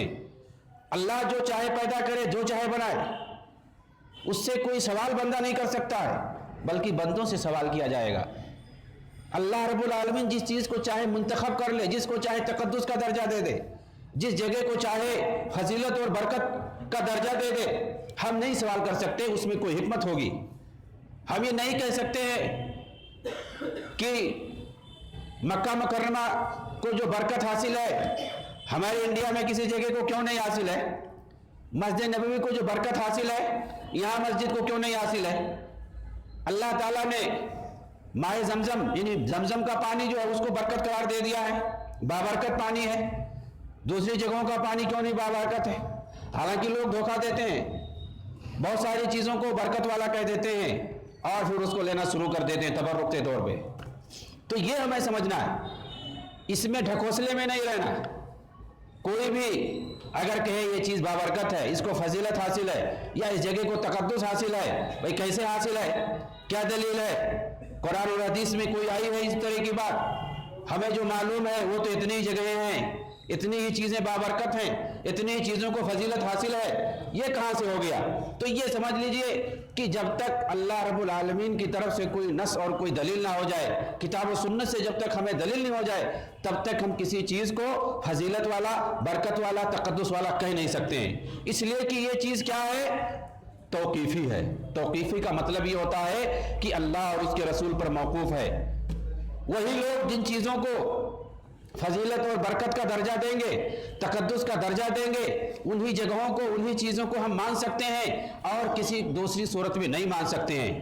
کسی کے کہنے سے کوئی جگہ بابرکت نہیں ہو جائے گی، کسی کے کہنے سے کوئی جگہ تقدس کا درجہ نہیں حاصل کر لے گی. لیکن آپ جانتے ہیں معاشرے میں، سماج میں رہتے ہیں، خاص طور سے شرک و بدعت کے اڈے ہندوستان میں آپ رہتے ہیں کہ کتنی جگہوں کو خانہ کعبہ کے برابر سمجھا جاتا ہے، کتنی جگہوں پر طواف کیا جاتا ہے، سجدے کیے جاتے ہیں، اور تقدس کا درجہ حاصل دے کر کے، برکت کا درجہ حاصل دے کر کے ان پر پھول، چادر اور نہ جانے کیا کیا چڑھائے جاتے ہیں. آخر وجہ کیا ہے؟ ہماری جہالت ہے. ہمیں کوئی بتانے والا نہیں ہے کہ اس کے اصول اور ضوابط کیا ہے، برکت اور فضیلت اور تقدس کے اصول کیا ہے، کن جگہوں کو مانا جائے، کن چیزوں کو بابرکت مانا جائے اور کن اشیاء کو، کن اعمال کو بابرکت اور فضیلت والا اور تقدس والا مانا جائے. اس کے لیے اصول اور ضوابط ہیں، ان کو سمجھنا ضروری ہے. چنانچہ اصول اور ضوابط کے بعد کہ ہمیں جب تک اللہ رب العالمین کی طرف سے، اس کے رسول کی طرف سے کوئی نص نہیں مل جاتا ہے کسی چیز کے بارے میں کہ یہ چیز برکت والی ہے، یہ چیز فضیلت والی ہے، تب تک ہم اپنی طرف سے یا کسی دوسرے کے کہنے سے نہیں مان سکتے.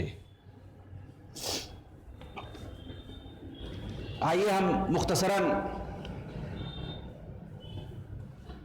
ان چیزوں کی وضاحت کرتے ہیں جن کو برکت اور تقدس کا درجہ حاصل ہے. ان میں نے جیسا کہ شروع میں ایک حدیث پڑھی تھی، احب البقاء الی اللہ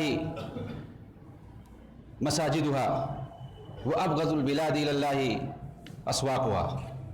اللہ رب العالمین کے نزدیک سب سے محبوب جگہیں جو ہیں وہ مسجدیں اللہ کی، اور سب سے جو مبغوض جگہ، ناپسندیدہ جگہ اللہ کے نزدیک وہ بازار ہیں.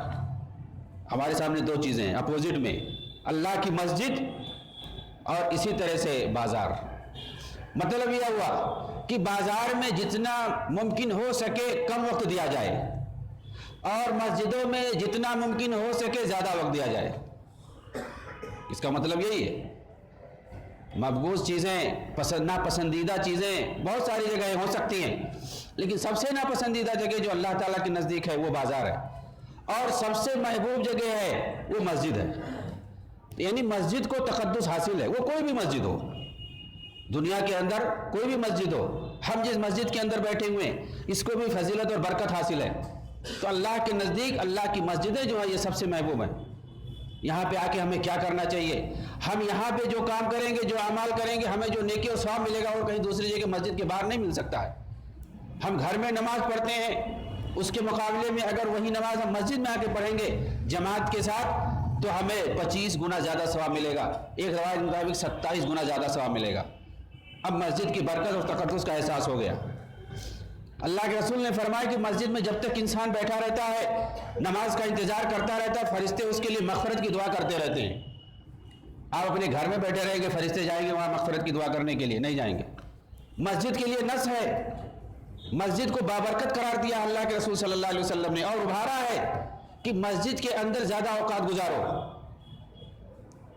اللہ کے رسول صلی اللہ علیہ وسلم نے فرمایا المسجد بیت کل تقی، ہر نیک آدمی کا گھر ہے، مسجد ہر نیک آدمی کا گھر ہے۔ یعنی یہاں برے لوگ نہیں آتے ہیں، یہاں کون آئیں گے؟ جن کے دلوں میں اللہ کا خوف ہوگا۔ تقی معنی ہوتا ہے یہ خوف جس کے دل میں اللہ رب العالمین کا ہو، اللہ کے دل میں جس کا ڈر ہوگا وہی مسجد میں آئے گا۔ تو اللہ کے رسول نے فرمایا کہ ہر مومن متقی پرہیزگار آدمی کا یہ گھر ہے مسجد۔ اور آپ نے ابھارتے ہوئے کہا کہ بشر المشائین فی الظلم الی المساجد بالنور التام یوم القیامہ، کہ جو رات کی تاریکی میں مسجد کے اندر نماز پڑھنے کے لیے آتا اپنے گھر سے جماعت کے ساتھ، اس کے لیے بشارت ہے قیامت کے دن اللہ تعالیٰ اس کو مکمل نور عطا کرے گا، مکمل نور عطا کرے گا۔ یہ فضیلت ہے کہ لوگ مسجدوں کے اندر آئیں۔ اور ابن ام مکتوم کا واقعہ مشہور ہے، انہوں نے کہا تھا اللہ کے رسول سے، جو کہ نابینا تھے، کہ رات میں آنا مشکل ہو جاتا ہے اور ہمارے پاس کوئی ایک رہنما نہیں ہے، ہمارا قائد نہیں ہے جو ہمیں وہاں تک پہنچا سکے، خادم نہیں ہے ہمارے پاس۔ تو اللہ کے رسول نے کہا کہ کیا تم اذان کی آواز سنتے ہو؟ تو انہوں نے کہا کہ ہاں آواز تو سنتا ہوں۔ تو اللہ کے رسول صلی اللہ علیہ وسلم نے فرمایا فعجب، یعنی تب تمہارے اوپر واجب ہے تم مسجد میں آؤ۔ مسجد کے اندر آنے کے لیے آپ نے بہت زیادہ رہنمائی کی ہے۔ اور اسی طرح سے مسجد کے احترام کے لیے اللہ کے رسول صلی اللہ علیہ وسلم نے مسجدوں کے اندر جو کوڑا کرکٹ یا اور کوئی چیز یا گندگی، ان ساری چیزوں سے بے انتہا نفرت کرتے تھے۔ ایک مرتبہ آپ صلی اللہ علیہ وسلم نے دیکھا کہ مسجد کے دیوار میں قبلہ کی جانب کسی نے تھوک لگا دیا ہے۔ آپ صلی اللہ علیہ وسلم دیکھ کر کے غضبناک ہو گئے۔ ایک صحابی نے دیکھا کہ آپ غصے سے، ان کے پاس خوشبو تھا، وہاں پہ جا کر کے انہوں نے مل دیا۔ اس کے بعد اللہ کے رسول کا غصہ ٹھنڈا ہوا۔ آپ صلی اللہ علیہ وسلم نے کے زمانے میں خاص ہوتے تھے لوگ جھاڑو لگانے کے لیے۔ ایک عورت کے بارے میں آتا ہے کہ انہوں نے اپنے آپ کو وقف کر دیا تھا جھاڑو لگانے کے لیے، ان کا انتقال ہو گیا، اللہ کے رسول گئے، بعد میں معلوم ہوا ان کی قبر پہ نماز پڑھی، جنازہ کی نماز پڑھی۔ مسجد کو صاف کرنے کی بہت ساری فضیلتیں ہیں۔ حضرت سمرہ بن جندب رضی اللہ تعالیٰ عنہ فرماتے ہیں کہ اللہ کے رسول نے ہمیں حکم دیا ہے، امرنا رسول اللہ صلی اللہ علیہ وسلم ان نتخذ المساجد فی دیارنا، اپنے محلوں میں ہم گھر بنائیں، اس کا اللہ کے رسول نے ہمیں حکم دیا ہے۔ وَأَمَرَنَا أَن نُنَظِّفَهَا، اور اس کو ہم صاف ستھرا رکھیں، صاف اور ستھرا رکھیں اپنی مسجدوں کو۔ اور اسی طرح سے اللہ کے رسول نے منع کیا ہے سختی سے کہ مسجد کے اندر کسی چیز کی بیع اور فروخت نہ کی جائے، کوئی چیز وہاں پر خریدی نہ جائے، کوئی چیز بیچی نہ جائے۔ اور اسی طرح سے کسی چیز، اگر کسی کا کوئی چیز گم ہو گیا تو اس کا اعلان نہ کیا جائے، اس کو بھی آپ نے منع کیا ہے۔ کسی کا کوئی چیز جو ہے گم ہو گئی، کہیں باہر بازار میں گم ہو گئی یا اور کہیں گم ہو گئی، اب آئے مسجد میں اعلان کرے بھی ہمارا کوئی چیز پایا کہ نہیں پایا۔ تو مسجد میں اعلان کرنے سے اگر کسی کی کوئی چیز گم ہو گئی ہے باہر تو اس کو منع کیا اللہ کے رسول نے۔ اور باقاعدہ اللہ کے رسول نے آواز بلند کرنے سے بھی منع کیا مسجدوں کے اندر۔ کعب بن مالک، عبداللہ بن ابی حضرت، ان دونوں کا اختلاف ہو گیا۔ کعب بن مالک ان کا قرضہ ان کے پاس تھا اور مسجد کے اندر تکرار ہو گیا. اللہ کے رسول اپنے گھر میں سن رہے تھے, نکل کر کے آئے, کہے کیا مسئلہ ہے, آپ لوگ باتیں کر رہے ہو. تو انہوں نے بتایا کہ میرا یہ قرضہ ہے, نہیں دے رہے ہیں. تو اللہ کے رسول نے ان کو سمجھایا, کہا تم آدھا قرضہ معاف کر دو, اور ان سے کہا جا کر کے تم اتنا اگر ادا کر سکتے ہو تو ادا کر دو. کہا اللہ کے رسول میں ادا کر رہا ہوں. دیکھیے اللہ کے رسول نے کیسے سمجھا دیا. یعنی قرضہ اگر آدمی دے سکتا ہے, اس کا مطلب یہ ہے کہ اگر کچھ کم بھی لینا ہو تو لے سکتا ہے. تو قرضے میں مہلت دینا, اور اگر آدمی اس طرح سے مجبور ہے تو قرضے میں کمی بھی کر سکتا ہے. 100 روپیہ لیا, اگر کوئی نہیں دے پا رہا ہے تو کہہ دے بھائی اگر 50 روپیہ ممکن ہو تو دے دو. تو اگر دے رہا ہے تو آدمی کو لے لینا چاہیے. اس پہ اللہ رب العالمین کی طرف سے فضیلت ہے, اس کو ثواب ہے. تو اللہ کے رسول نے ان سے کہا کہ یہاں آواز مت بلند کرو. حضرت عمر بن خطاب رضی اللہ عنہ کا دور ہے, خلافت کا دور ہے. مسجد نبوی کے اندر آپ بیٹھے ہوئے تھے, 2 آدمی بلند آواز سے باتیں کر رہے تھے. سعید بن یزید جو کہ تابعی ہیں کہتے ہیں کہ عمر بن خطاب نے مجھ سے کہا, جو کہ امیر المومنین تھے, کہ ان دونوں کو جو مسجد کے کونے میں بیٹھے ہوئے ہیں بلند بلند آواز سے بات کر رہے ہیں, ان کو بلا کے لاؤ. وہ دونوں آئے. حضرت عمر نے فرمایا تم دونوں کہاں سے ہو؟ کہا ہم لوگ طائف سے آئے ہیں. تو آپ نے فرمایا لو کنتما من اہل البلد لا اوجعتکما ترفعان اصواتکما فی مسجد النبی صلی اللہ علیہ وسلم. اگر تم لوگ مدینہ کے رہتے تو میں تمہاری پٹائی کرتا. یہ تو خیر اچھا تم یہاں کے نہیں ہو, یہ اللہ کے رسول کی مسجد ہے, یہاں تم لوگ بلند آواز سے باتیں کر رہے ہو. تو مسجد کا احترام, اس کا تقدس, یہ خیال کرنا چاہیے اور اس کا احترام کرنا چاہیے, صفائی ستھرائی کا اور ساری چیزوں کا. اس لیے کہ جو اس کا تقدس ہے, جو مقام ہے, جو مرتبہ ہے, وہ اور کسی جگہ کا نہیں. اور خصوصاً یہ تو مسجدیں ہو گئی اللہ رب العالمین کی جو ساری مسجدوں کو عام ہیں. اللہ رب العالمین نے صاف صاف فرما دیا ومن اظلم ممن منع مساجد اللہ وسعى فی خرابها. اس سے بڑا ظالم کوئی ہو ہی نہیں سکتا ہے جو مسجد کو بنانے سے روکے اور اس کو خراب کرنے کے لیے کوشش کرے. وسعى فی خرابها, فساد مچائے اور اس کو خراب کرنے کی کوشش کرے. خراب کرنے کی کوشش چاہے معمولی ہو یا زیادہ ہو, سب آ جائے گا. آپ ایک تنکا لا کر کے پھینک رہے ہیں مسجد کے اندر, آپ کے جیب میں تنکا پڑا ہوا تھا, آپ نے آیا یہاں پہ دیکھا تنکا پڑا نکال کے رکھ دیا, مسجد میں پھینک دیا. آپ نے یہاں کر کے اپنا جو ہے ناخن کاٹ کر کے پھینک دیا. آپ نے اپنے بدن سے کوئی میل نکال کر کے ادھر ادھر سے پھینک دیا. آپ تو نہیں سمجھتے ہیں, اس کو معمولی سمجھ رہے ہوتے, حالانکہ یہ بھی اس میں آ جائے گا وسعى فی خرابها, اور پھر ہم بھی ظالم میں سے ہو جائیں گے. اگر ایسا کر رہے ہیں, بس احساس کی ضرورت ہے. ہونا تو یہ چاہیے کہ مسجدوں کے اندر اگر کہیں ہم دیکھیں کوڑا کرکٹ پڑا ہوا ہے یا کوئی چیز اس طرح سے پڑی ہوئی ہے تو اس کو اٹھا کے اپنے جیب میں رکھ لیں, پھر اس کے بعد باہر لے جا کر کے پھینک دیں. یہ ہونا چاہیے. بلکہ الٹا ہمیں ویسا نہیں کرنا چاہیے کہ باہر سے لا کر کے مسجد میں پھینک دیں گے, یہ بھی جو ہے اس کے اندر داخل ہو جائے گا وسعى فی خرابها. ورنہ اس میں تو ظالم بڑے بڑے سے لوگ ہوتے ہیں, مسجدوں کو جو بنانے سے روکتے ہیں اور جو مسجدوں کو جلا دیتے ہیں یا مسجدوں کے اندر روڑا لٹکاتے ہیں کسی طرح سے بننے نہ پائے, بلکہ مسجدوں کو گرا دیتے ہیں. کافروں کو چھوڑو, اپنے مسلمان بھائی گرا دیتے ہیں. تو کیا وہ اس قرآن کی آیت کے تحت نہیں ظالم ٹھہریں گے؟ اللہ رب العالمین نے جو فرما دیا ہے کہ ومن اظلم ممن منع مساجد اللہ, کہ اس سے بڑا ظالم کوئی نہیں ہو سکتا ہے جو اللہ کا گھر بنانے سے روکے اور اس کے گھروں کے اندر وہ خرابی پیدا کرنے کی کوشش کرے. بہت سارے لوگ یہ وہابی کا مسجد ہے کہہ کر کے گراتے ہیں. آپ اس وقت 2-4 سال کے اندر عراق کے اندر, شام کے اندر, بلکہ یمن کے اندر شیعوں نے, رافضیوں نے کتنی مسجدوں کو گرائی ہیں. مسلمانوں کے گھروں کے ساتھ ساتھ جو کہ صحیح العقیدہ مسلمان اہل السنہ والے, ان کے گھروں کو ان لوگوں نے, ان کے مسجدوں کو گرا دیا. آپ ان کی تعداد کو شمار نہیں کر سکتے ہیں اور وہ بھی اپنے آپ کو مسلمان کہتے ہیں. بلکہ حد تو یہ ہے کہ اہل السنہ والجماعہ کہنے والے بھی ایک دوسرے کی مسجدوں کو گرا دیتے ہیں. اور کتنی جو ہے تاریخ ہے, اس کی ریکارڈ ہے ہندوستان کے اندر. دیوبندیوں نے, تبلیغیوں نے اہل حدیثوں کی کئی مسجدوں کو گرائی اور ان پر قبضہ کیا ہے۔ جب ہم اس طرح سے کریں گے، خود آپس میں شیعہ سنیوں کی مسجدوں گرائیں گے، خود اہل سنہ سنی کی مسجدوں گرائیں گے اور ان کو جلائیں گے، تو کیا کافر، یہودی، عیسائی، مشرک، کافر جو وہ لوگ اگر گرائیں گے تو کیا کر سکتے ہیں؟ تو جو اللہ رب العالمین کے نزدیک جو مقدس مقامات ہیں ان کی حرمتوں کو ہم خود پامال کر رہے ہیں، تو دوسرے لوگ کیوں نہیں کریں گے؟ اس لیے ہمیں غور کرنے کی ضرورت ہے، سوچنے کی ضرورت ہے کہ اللہ رب العالمین نے ان کے تعلق سے قرآن میں کیا کیا احکامات فرمائے ہیں۔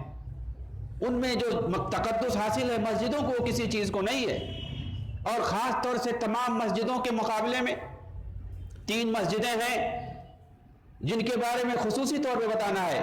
مسجد حرام جو کہ مکہ کے اندر ہے، مسجد نبوی جو کہ مدینہ کے اندر ہے، اور مسجد اقصی جو کہ فلسطین کے اندر ہے۔ ان کو کیا خصوصی مقامات حاصل ہے؟ عام مسجدوں سے زیادہ ان کو خصوصی حاصل ہے۔ عام مسجدوں میں تو ہے ہی ہے برکت اور ثواب کا کام، دوسرے جگہوں کے مقابلے میں آدمی جب تک یہاں رہے گا ثواب کماتا رہے گا، دوسری جگہوں پہ جائے گا اس کا ثواب بند ہو جائے گا۔ تو مسجد میں جیسے آدمی پہنچتا ہے کچھ نہ کچھ نیکی ہی کا کام کرتا ہے، نماز پڑھتا ہے، قرآن کی تلاوت کرتا ہے، دعا اذکار کرتا ہے، وہ دوسری جگہ نہیں کرتا ہے۔ وہ برکت اسی لیے جو ہے بابرکت جگہ بتایا گیا ہے مسجدوں کو، اور اللہ کے رسول صلی اللہ علیہ وسلم نے فرما دیا کہ سب سے محبوب جگہ جو ہے وہ مسجدیں۔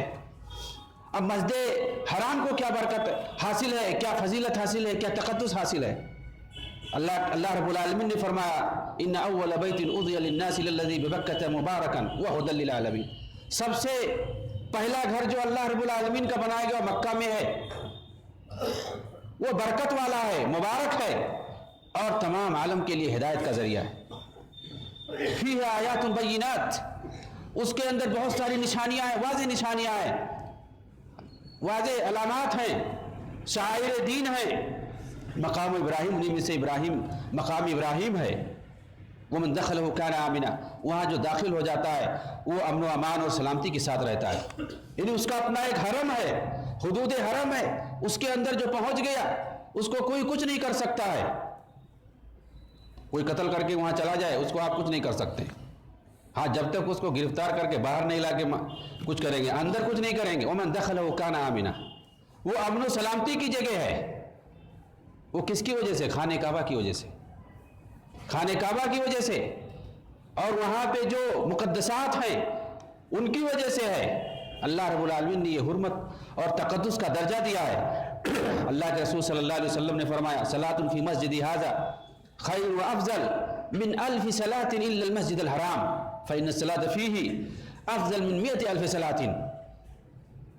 میری یہ جو مسجد ہے یعنی مسجد نبوی، اس میں نماز پڑھنے کا ثواب 1000 گنا زیادہ ہے سوائے مسجد حرام کے، کیونکہ وہاں نماز پڑھنے کا ثواب 1,00,000 گنا زیادہ ہے۔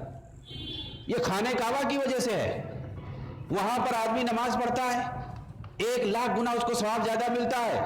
یہ اللہ کے رسول صلی اللہ علیہ وسلم نے فرمایا۔ ایک رکعت وہاں کوئی جا کے پڑھ لیا، آپ یہاں پڑھیں گے یہاں کے مقابلے میں وہاں 1,00,000 گنا آپ کو ثواب زیادہ ملے گا۔ سوال یہ ہے کہ وہاں جو نماز پڑھتے ہیں وہ کون سی جگہ خاص ہے؟ کیا خانہ کعبہ کا اندرونی حصہ، یا اس کا صحن، یا پھر اس کا جو حدود ہے، حدود حرم جسے کہتے ہیں، جس میں مکہ کے بہت سارے گھر اور چوہدری بھی آ جاتے ہیں؟ اس میں صحیح بات یہ ہے کہ پورا حدود حرم مراد ہے۔ حدود حرم جو مکہ کا ہے، کہیں بھی آدمی ثواب کا کام کرے گا اس کے اندر وہ اضافہ ہوگا۔ اس کی دلیل یہ ہے سورہ اسراء میں اللہ رب العالمین نے فرمایا سبحان الذی اسری بعبدہ لیلا من المسجد الحرام الی المسجد الاقصی الذی بارکنا حولہ لنریہ من آیاتنا انہ هو السمیع العلیم۔ بابرکت ہے وہ ذات، پاک ہے وہ ذات جس نے اپنے بندے کو یعنی اللہ کے رسول کو مسجد حرام سے مسجد اقصی کی طرف سیر کرایا، اسرا کرایا۔ وہ مسجد اقصی جس کے ارد گرد ہم نے برکت ڈال دیا ہے، تاکہ ان کو اپنی بڑی بڑی نشانیوں کو دکھاؤں، مسجد حرام سے مسجد اقصیٰ کی طرف، اور پھر اس کے بعد مسجد اقصیٰ سے سدرۃ المنتہا کی طرف اللہ رب العالمین نے آپ کو بلایا اور بڑی بڑی نشانیاں دکھائی اللہ کے رسول کو۔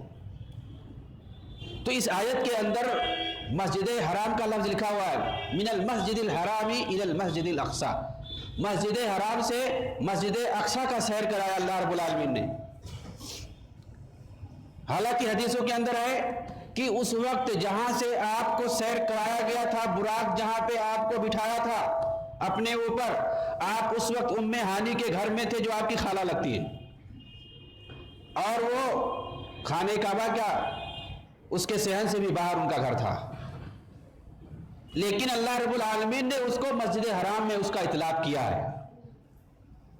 مسجد حرام بولا اللہ رب العالمین نے قرآن میں، حالانکہ آپ صلی اللہ علیہ وسلم مسجد حرام سے باہر تھے، اس مسجد کے اندر نہیں تھے، آپ ام ہانی کے گھر میں تھے، وہاں سے آپ کو سیر کرایا گیا، لیکن مسجد حرام بول کر کے حدود حرم کو لیا گیا مراد۔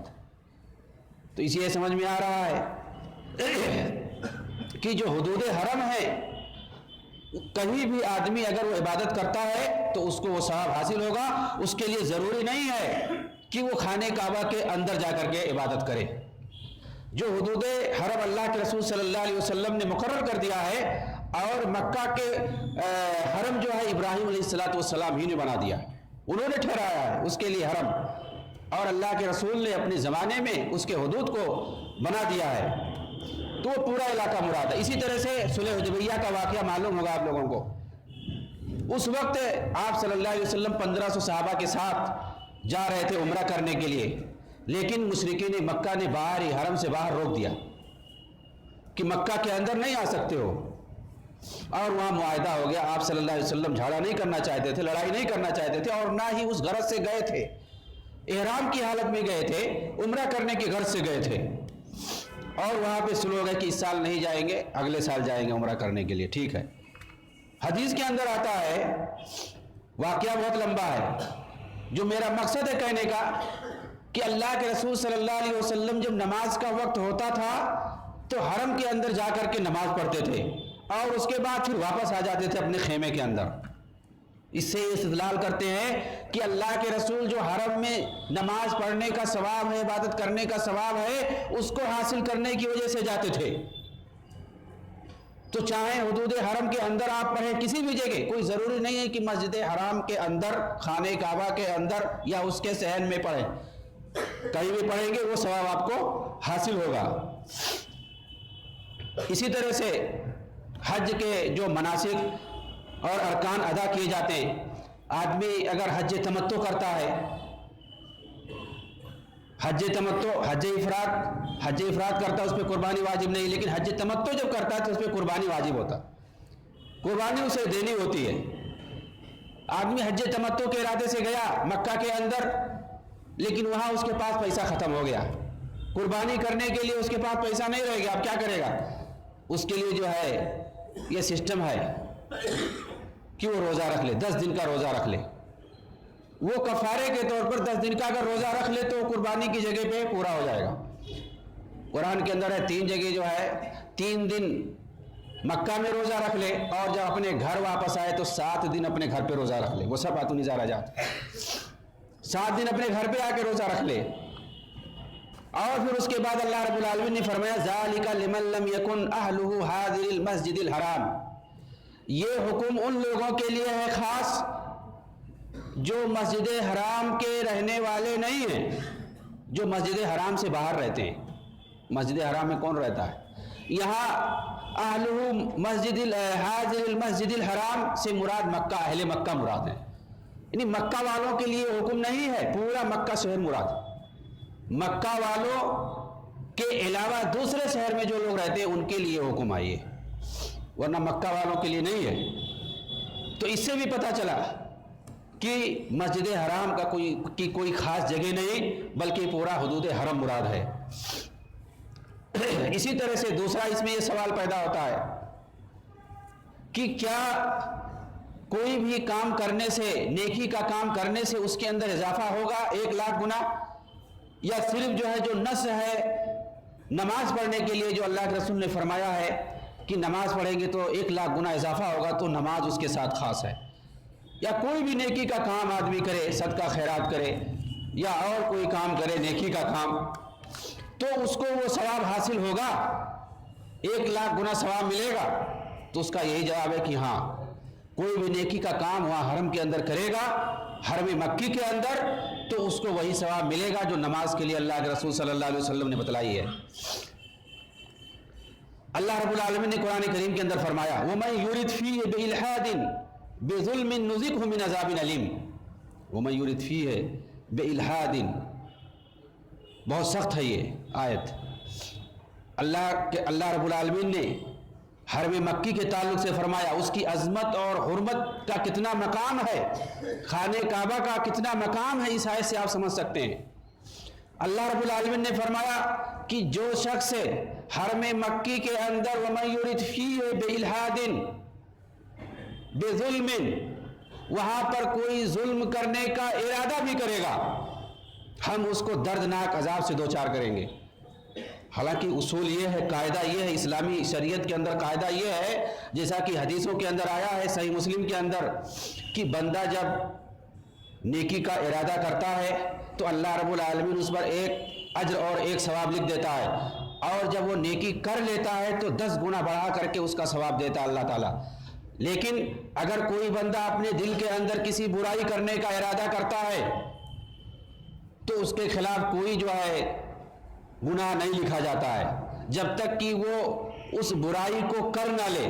جب وہ برائی کر گزرتا ہے تب اس کے خلاف 1 گناہ لکھا جاتا ہے۔ یہ اللہ رب العالمین کا عدل اور انصاف ہے، اور 10 گنا بڑھا کر کے ثواب لکھتا ہے، یہ اس کا فضل اور احسان ہے۔ اور آدمی جب برائی کرتا ہے تو صرف 1 گناہ لکھتا ہے، یہ اللہ کا عدل اور انصاف ہے، یہ قاعدہ ہے۔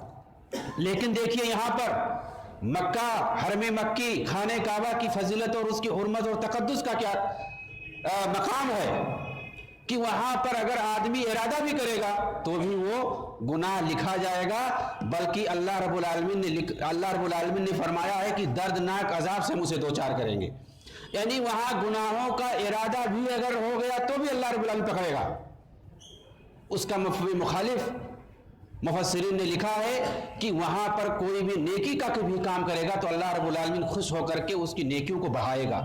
جس طرح سے اس کے گناہوں کو بڑھاتا ہے اسی طرح سے وہاں نیکی کرنے سے کوئی بھی نیکی ہو، اس لیے کہ یہاں ظلم کا لفظ جو ہے عام ہے تو نیکی بھی عام ہی سمجھی جائے گی۔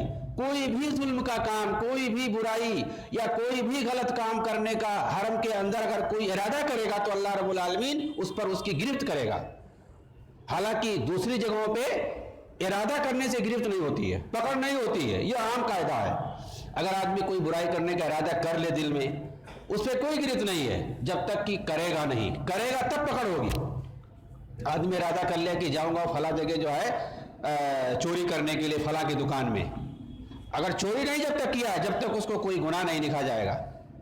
اب ملک کا کیا قانون ہے وہ الگ ہے، شریعت کے حساب سے جب تک وہ گناہ کر نہیں لے گا جب تک اس کے اوپر کچھ نہیں لکھا جائے گا۔ لیکن حرم کا یہ تقدس ہے کہ وہاں پر اگر کوئی ارادہ بھی کرے گا کوئی غلط کام کرنے کا تو اللہ رب العالمین اس کی گرفت کرے گا، اس کو پکڑے گا۔ اس سے بھی یہ سمجھ میں آ رہا ہے کہ کوئی بھی نیکی کا بھی کام اگر ارادہ کرے گا وہاں پہ حرم مکی کے اندر اور اس کو کرے گا تو اللہ رب العالمین اسی حساب سے اس کو بڑھا کر کے اجر و ثواب دے گا۔ اللہ رب العالمین نے خانہ کعبہ کو قبلہ بنا دیا، ساری دنیا کا، سارے عالم کا قبلہ ہے، اس کی یہ فضیلت ہے۔ اللہ رب العالمین نے اللہ کے رسول صلی اللہ علیہ وسلم کے زمانے میں خانہ کعبہ کو سارے مسلمانوں کا قبلہ بنا دیا ہے۔ حالانکہ پہلے بیت المقدس کی طرف اللہ کے رسول نماز پڑھتے تھے، اور آپ صلی اللہ علیہ وسلم کے ذہن میں خانہ کعبہ کا تقدس پہلے سے بھی تھا جب آپ مکہ کے اندر تھے، چنانچہ آپ اس جہہ میں کھڑے ہو کر کے نماز پڑھتے تھے جس جہہ میں بیت المقدس پڑتا ہے۔ لیکن اس وقت کوئی حکم نہیں آیا تھا، مکہ میں مدینہ میں جب ہجرت کر کے آئے اور 16-17 مہینے ہو گئے، یعنی 2 ہجری کے اندر یہ حکم آیا کہ ہم جو ہے خانہ کعبہ کو تمہارا قبلہ بنا رہے ہیں اور اس سے ہم راضی ہیں۔ اللہ رب العالمین نے فرمایا وَمِنْ حَيْثُ خَرَجْتَ فَوَلِّ وَجْهَكَ شَطْرَ الْمَسْجِدِ الْحَرَامِ، مسجد حرام کی طرف رخ کر کے سب کو نماز پڑھنا ہے، کہیں بھی رہو مسجد حرام کی طرف رخ کر کے نماز پڑھنا ہے، اور جو وہاں چلا گیا وہ امن و امان میں ہو گیا۔ وَمَنْ دَخَلَهُ كَانَ آمِنًا، یہ صرف مسجد حرام کو حاصل ہے۔ حرم مکی کو یہ فضیلت حاصل ہے کہ وہ امن و امان اور سلامتی کی جگہ۔ اللہ کے رسول نے فرمایا کہ حرم کے اندر کسی درخت کو کاٹا نہیں جائے گا، نہ وہاں کچھ شکار کیا جائے گا، نہ وہاں کسی کا خون بہایا جائے گا، وہاں ساری چیزیں حرام ہیں، حرمت اور تقدس حاصل ہے۔ جتنے بھی مناسک حج وہاں پہ ادا کیے جاتے ہیں، ان تمام ارکان اور مناسک حج کے بدلے میں اللہ کے رسول صلی اللہ علیہ وسلم نے جو فضیلت بتائی ہے کہ وہ ویسے ہی پاک ہو جاتا ہے گناہوں سے گویا کہ وہ ابھی ماں کے پیٹ سے پیدا ہوا ہے۔ یہ مناسک حج اللہ رب العالمین نے جو واجب کر دیا ہے وہ وہیں پہ جا کے ادا کرنا، اور کہیں نہیں۔ جس کی اتنی بڑی فضیلت ہے عمرہ اور حج کرنے کا، اس کے ارکان کو ادا کرنے کے بعد انسان گناہوں سے پاک ہو جاتا ہے، یہ اور کس جگہ کو حاصل ہے، کس مقام کو حاصل ہے؟ حرم مکی کو حاصل ہے کہ وہاں جانے کے بعد آدمی جب عمرہ کرتا ہے، حج کرتا ہے، سارے ارکان کو ادا کرتا ہے، محنت اور مشقت کے ساتھ اللہ رب العالمین اس کے تمام گناہوں کو پاک کر دیتا ہے۔ یہ صرف مکہ کے اندر ہو سکتا ہے۔ اس کی حرمت اور تقدس کا مقام یہ ہے کہ اللہ کے رسول نے منع کر دیا ہے کہ قضاء حاجت کے وقت نہ ادھر چہرہ کیا جائے نہ ادھر اپنا پشت کیا جائے۔ اللہ کے رسول صلی اللہ علیہ وسلم نے منع کر دیا باقاعدہ۔ چنانچہ اللہ کے رسول صلی اللہ علیہ وسلم نے فرمایا کہ کوئی بھی آدمی اگر پیشاب پیخانہ کرے تو ادھر منہ نہ کرے، اور نہ ہی ادھر پشت کرے، مغرب اور مشرق میں اپنا چہرہ کرے۔ یہ اہل مدینہ کو آپ نے خطاب کر کے کہا ہے، کیونکہ مدینہ جو ہے یہ جنوب میں پڑتا ہے، شمال میں مدینہ ہے اور جنوب میں حرم ہے، حرم مکی، تو خانہ کعبہ سے شمال میں مدینہ پڑتا ہے۔ اس طرح سے مدینہ والوں کے لیے حکم ہے کہ جنوب اور شمال کی طرف وہ اپنے چہرے اور پشت کو نہ کریں، چنانچہ وہ لوگ مغرب یا مشرق کی طرف کریں گے۔ اسی طرح سے جو دوسرے علاقوں میں لوگ رہتے ہیں ان کے لیے جدھر خانہ کعبہ رہے گا، جدھر بھی رہے گا، وہ لوگ ادھر رخ کر کے نہیں بیٹھیں گے۔ وہ اللہ کے رسول نے مدینہ والوں کے لیے فرما دیا ہے، اسی پر قیاس کرنا ہے، اصل دیکھنا ہے کہ خانہ کعبہ کی طرف ہمارا چہرہ نہ ہو قضاء حاجت کے وقت سے۔ اسی طرح سے اللہ کے رسول صلی اللہ علیہ وسلم نے جس وقت آپ مکہ سے نکل رہے تھے، ہجرت کے موقع پر آپ نے ادھر رخ کر کے کہا تھا کہ واللہ انی لعالم انکی احب البلاد الیہ، احب البلاد اللہ، مجھے معلوم ہے مکہ تو اللہ کے نزدیک سب سے محبوب جگہ ہے، سب سے بہتر جگہ ہے، اگر میری قوم مجھے نکالتی نہیں تو میں چھوڑ کے نہیں جاتا۔ اللہ کے رسول صلی اللہ علیہ وسلم نے یہ فرمایا تھا اس وقت، اور یہ معلوم ہے کہ مسجد حرام ہی، خانہ کعبہ ہی اللہ کے رسول صلی اللہ علیہ وسلم کے لیے اسراء کی جگہ ہے، جو آپ بیت المقدس کی طرف گئے تھے، اور یہ وہ مقام ہے کہ جہاں پر ثواب کی نیت سے آپ سفر کر کے جاتے ہیں۔ ثواب کی نیت سے سفر کر کے جانا کہیں بھی نہیں جا سکتے ہیں، وہ 3 جگہیں خاص ہیں۔ مسجد حرام ہے، وہاں پر آپ ثواب کی نیت سے جا سکتے ہیں سفر کر کے۔ اسی طرح سے مسجد نبوی میں نماز پڑھنے کی نیت سے ثواب کی نیت کر کے جا سکتے ہیں۔ اسی طرح سے مسجد اقصیٰ کے اندر لا تشد الرحال الا الى 3 مساجد، المسجد الحرام والمسجد النبوی والمسجد الاقصیٰ، یہ صحیح بخاری اور صحیح مسلم کے اندر موجود ہے۔ ایسا نہیں کہ کہیں بھی نکل جائیں ثواب کی نیت سے، آپ جائیں کہ ہاں پھلا جگہ جانا ہے وہاں ثواب ملے گا، وہاں جانا ہے یہ کرنے کے لیے ثواب ملے گا، نہیں، حدیث میں صاف صاف ہے، ہمیں بتا دیا گیا ہے کہ 3 جگہیں ہیں، اور وہ بھی کسی قبر کی طرف جانے سے نہیں ملے گا۔ جو لوگ مدینہ میں جاتے ہیں کہ قبر نبوی پر زیارت ہوگی، اس کی وہ نیت کر کے اگر جائیں گے تو وہ ثواب نہیں ملے گا۔ مسجد نبوی کے اندر نماز پڑھنے کے غرض سے اگر جائیں گے تو وہ ثواب ملے گا۔ ہاں مسجد نبوی میں گئے ہیں وہاں پہ آپ زیارت کر سکتے ہیں، لیکن نیت مسجد نبوی میں جو ثواب حاصل کرنا ہے، جو فضیلت حاصل کرنا ہے وہ ہے۔ اس لیے کہ اللہ کے رسول جس وقت یہ فضیلت بتا رہے ہیں اس وقت موجود ہے، آپ کی قبر نہیں تھی اس وقت، آپ کا انتقال تو بعد میں ہوا ہے، اور آپ نے یہ فرما دیا ہے کہ 3 جگہوں پہ جا سکتے ہیں سفر کر کے ثواب کی نیت سے۔ وہ مسجد حرام ہے اور یہ میری مسجد ہے، یعنی مسلمان کہیں بھی رہے یہاں اگر آتے ہیں ہماری مسجد میں نماز پڑھنے کے لیے تو انہیں وہ ثواب حاصل ہوگا جو دوسری مسجدوں میں نہیں حاصل ہو سکتا ہے سوائے مسجد حرام کے۔ اور مسجد اقصیٰ ہے جہاں پر 500 گنا زیادہ ثواب ملتا ہے۔ مسجد نبوی کو بہت سارے لوگ 50,000 گنا بتاتے ہیں، تو وہ روایتیں صحیح نہیں ہیں۔ جو صحیح روایت ہے مسجد نبوی کے بارے میں وہ 1000 گنا ہے، اور 50,000 کی بات جو ہے وہ صحیح روایت نہیں ہے۔ تو یہ مسجد حرام اور اس کے تقدس کا مسئلہ ہے۔ مسجد حرام کے بارے میں اللہ رب العالمین نے اللہ کے رسول صلی اللہ علیہ وسلم کو یہ حکم دیا تھا وَطَهِّرْ بَيْتِيَ لِلطَّائِفِينَ، جو یہاں طواف کرنے کے لیے آتے ہیں ان کے لیے ہمارے گھر کو پاک صاف کر دو۔ آپ نے خانے فتح مکہ کے موقع پر وہاں پر جتنی غلاظتیں تھیں، جتنے بت اور جتنی ساری چیزیں تھیں، سب کو پاک کر دیا، ان کو پاک کر دیا۔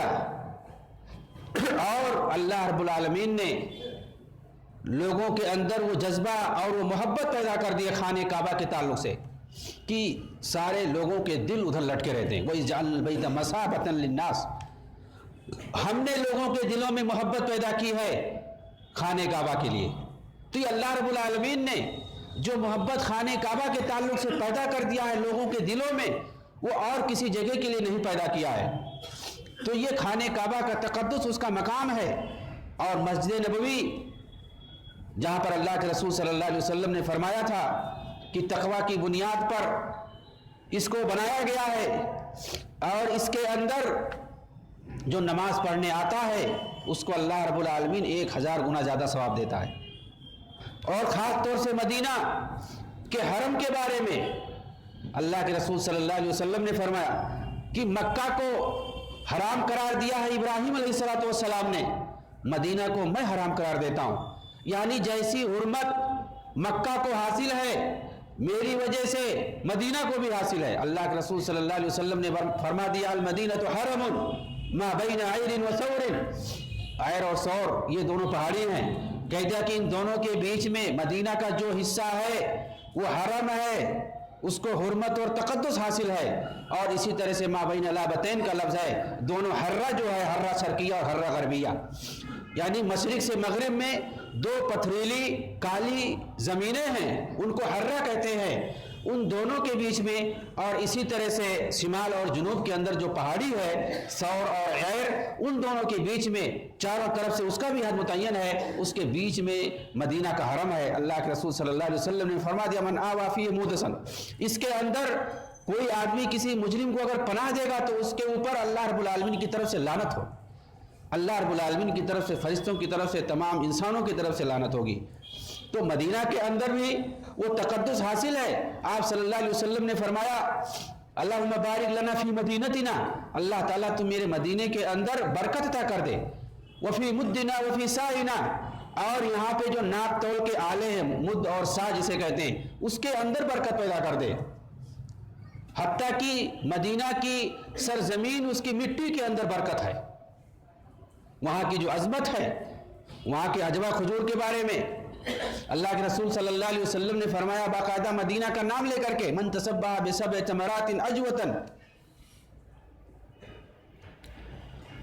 لا يضره سم ولا سحر، جو آدمی صبح صبح 7 کھجور عجوہ مدینہ کا کھا لے گا اس کو پورے دن نہ تو کوئی جادو اثر کرے گا اور نہ ہی کوئی زہر اثر کرے گا۔ یہ حدیث میں بخاری شریف کے اندر ہے۔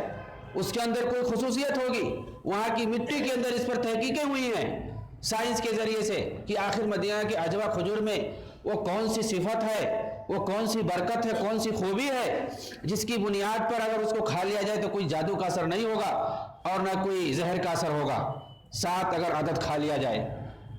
بلکہ اللہ کے رسول صلی اللہ علیہ وسلم جب کسی کو تکلیف ہوتی تھی تو آپ مٹی کو اٹھاتے تھے اور کہتے تھے اس کو رکھ کر کے اس تکلیف کی جگہ پر کہ اللہ رب العالمین تو اس تکلیف کو دور کر دے۔ تو مدینہ کی مٹی میں بھی برکت ہے۔ آپ صلی اللہ علیہ وسلم نے اس کا جو مقام اور مرتبہ بتایا ہے، صحابہ کرام کو کہا والمدینۃ خیر لہم لو کانوا یعلمون، مدینہ یہ لوگوں کے لیے بہتر ہے اگر انہیں پتہ چل جائے۔ ابو سعید خدری رضی اللہ تعالیٰ عنہ بیان کرتے ہیں، حرہ کا جو واقعہ پیش آیا تھا سن 60 ہجری میں یزید بن معاویہ کے دور خلافت میں، مشہور واقعہ ہے، اور اس میں اہل مدینہ کی طرف سے لڑائی ہوئی تھی اور 1 ہفتہ تک پریشانی ہوئی۔ اس کے بعد وہاں مہنگائی بہت ساری چیزوں میں بڑھ گئی۔ ایک تابعی تھے ابو سعید خدری کے پاس آئے، انہوں نے کہا کہ ہم اہل و عیال والے ہیں اور یہاں مہنگائی بہت بڑھ گئی ہے، ہم چھوڑ کے جانا چاہتے ہیں مدینہ، آپ کا کیا خیال ہے؟ تو انہوں نے کہا کہ مدینہ چھوڑ کے تم جانا چاہتے ہو، تمہارے لیے تباہی اور بربادی ہو۔ اللہ کے رسول صلی اللہ علیہ وسلم نے فرمایا تھا لا یصبر احد علی لہوائها الا وجبت له الجنہ، جو آدمی مدینہ کی تکلیف اور اس کی شدت پر برداشت کر لے گا اللہ رب العالمین اس کو جنت نصیب کرے گا۔ تم اس کو چھوڑ کر کے جا رہے ہو، دیکھ نہیں رہے ہو ہم کس طرح سے مدینہ سے چمٹ کے بیٹھے ہوئے ہیں؟ تو مدینہ میں اگر تکلیف رہ کر کے برداشت کرو گے تو اللہ رب العالمین تم کو جنت دے گا۔ بہت سارے لوگ وہاں جاتے ہیں، تمنا کرتے ہیں کہ وہیں پر رہیں، وہیں پہ وقت گزاریں اور وہیں پر انتقال ہو جائے۔ تو حرم مدنی جو ہے اس کی بھی خاص فضیلت ہے، تقدس ہے۔ مسجد نبوی کے اندر روضہ مبارکہ ہے۔ روضہ مبارکہ اللہ کے رسول صلی اللہ علیہ وسلم نے فرمایا کہ یہ جنت کی کیاریوں میں سے ایک کیاری ہے۔ شارحین حدیث نے لکھا ہے کہ اس کا یہ امکان ہے کہ وہ جنت کے ٹکڑوں میں سے ایک ٹکڑا ہو، ریاض الجنہ جسے روضہ شریفہ کہتے ہیں، بہت ممکن ہے کہ جنت کا وہ ٹکڑا ہو۔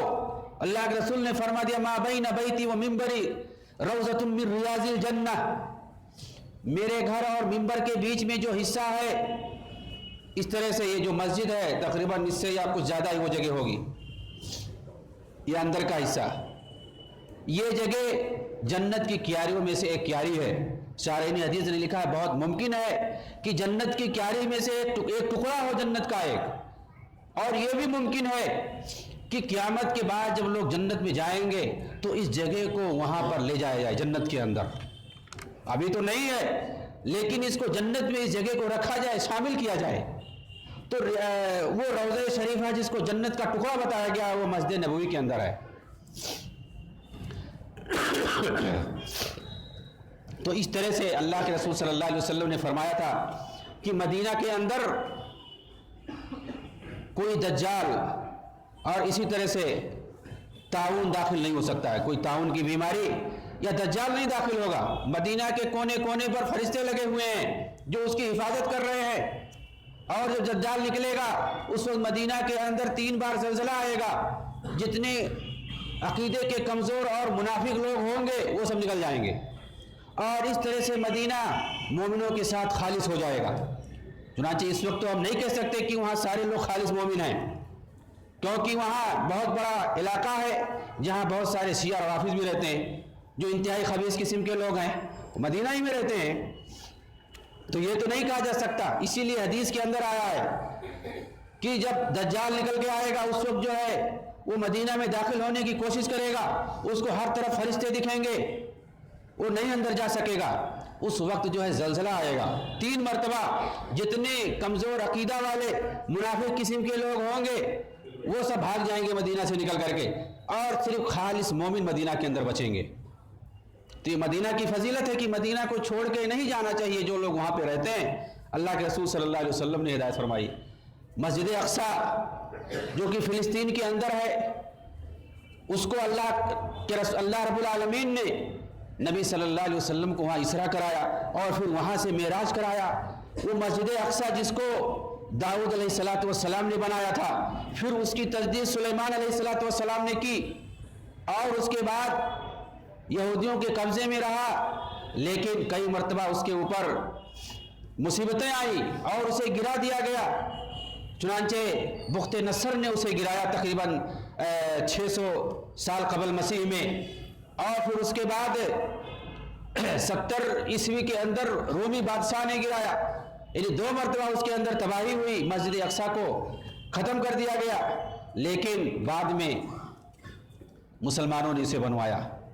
حضرت عمر رضی اللہ تعالیٰ عنہ کے زمانے میں اس کی تعمیر ہوئی، اس کے بعد پھر بنو امیہ کے دور میں ولید بن عبد الملک نے اسے بنوایا، اس کے بعد پھر ترکی دور میں اس کی تجدید ہوئی۔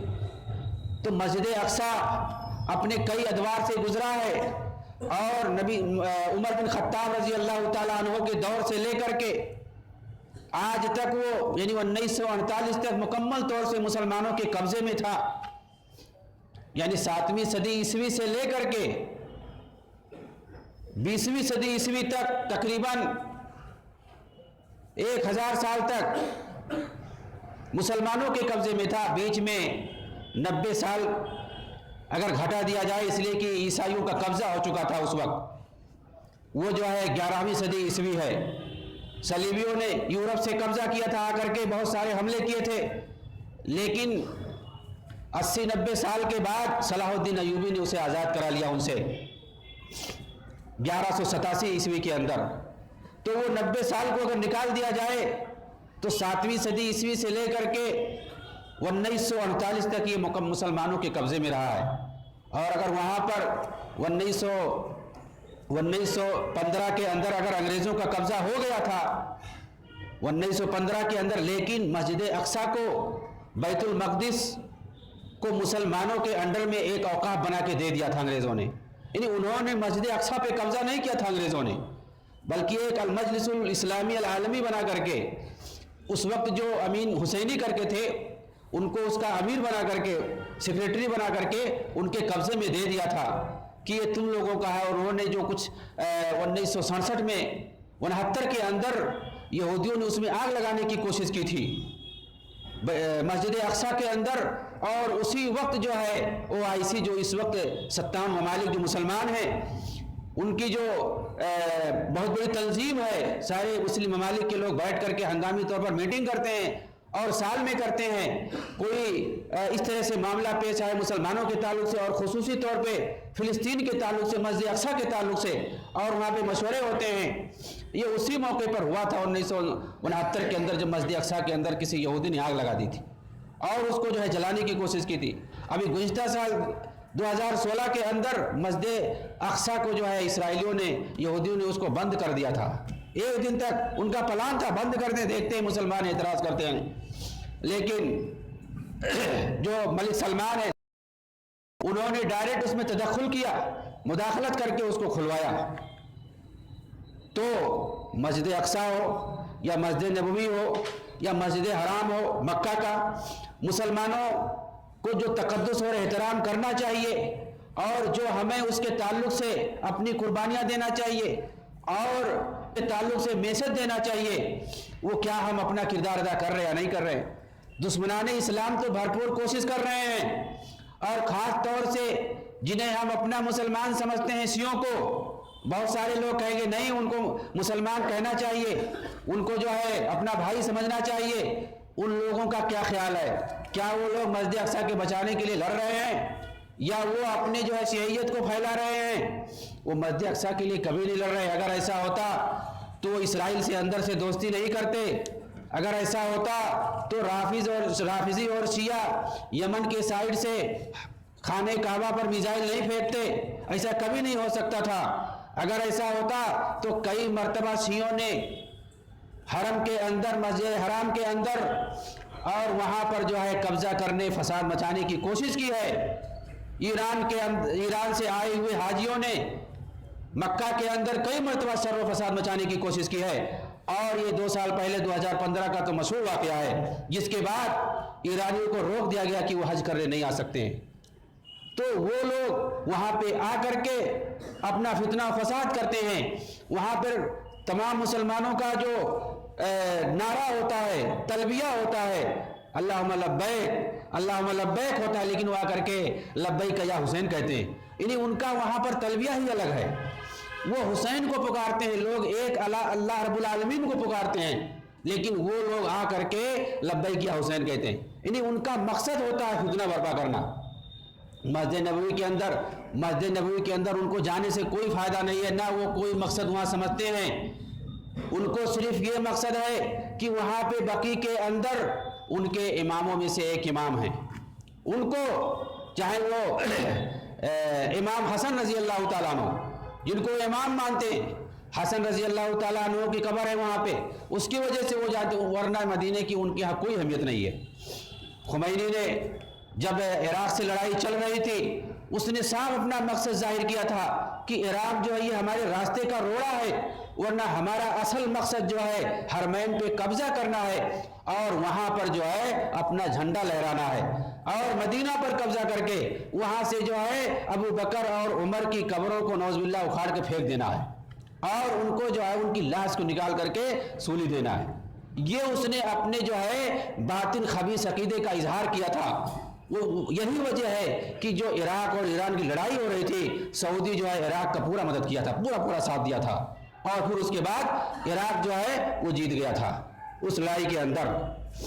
بلکہ عراق نے تو یہ 2003 کے اندر جو لڑائی ہو رہی تھی، امریکہ اور دوسرے مغربی ممالک نے مل کر کے عراق پہ جو حملہ کیا تھا، اور ناٹو کی فوج جس کے اندر شامل تھی سب سے آگے تھی، اور یہ وہی ناٹو فوج ہے جس کے اندر ترکی کی بھی ہزاروں فوجی موجود ہیں۔ آج ترکی کا صدر جو اردگان ہے اس کو لوگ خلیفۃ المسلمین ثابت کر رہے ہیں، اس کی فوجیں اس کے اندر ناٹو کے اندر، ناٹو فوج جو یورپ والوں نے بنائی ہے مسلمانوں کو کمزور کرنے کے لیے، ترکی کی بھی ہزاروں فوجیں اس کے اندر ہیں، اور عراق پر جو حملہ کیا تھا اس کی بھی فوجیں اس کے اندر تھی۔ اس موقع پر بھی سعودی نے عراق کا ساتھ دیا تھا، اور اس موقع پر جو امریکہ کے فوجی اڈے تھے اس سے 1 سال پہلے جو ہے سعودی نے ہٹا دیا تھا، اور پھر انہوں نے جا کر کے قطر میں اپنا جو ہے ایئر بیس بنا لیا، اور آج بھی قطر کے اندر امریکہ کی ایئر بیس موجود ہے، فوجی اڈا، اور ترکی کا بھی وہاں موجود ہے۔ اور ترکی یہ پہلا ملک ہے جس نے، مسلمان ملکوں میں پہلا ملک ہے جس نے اسرائیل کو جو ہے آزاد ریاست تسلیم کر لیا تھا 1949 کے اندر۔ 1948 میں یہودیوں نے اپنی ریاست بنائی زبردستی، مسلمانوں کی زمین سرزمین پر انگریزوں کی مدد سے، امریکہ کی مدد سے۔ ترکی نے 1949 کے اندر صرف 10 مہینے کے اندر آزاد ریاست مان لیا، اور اس کے بعد ایران نے بھی مان لیا۔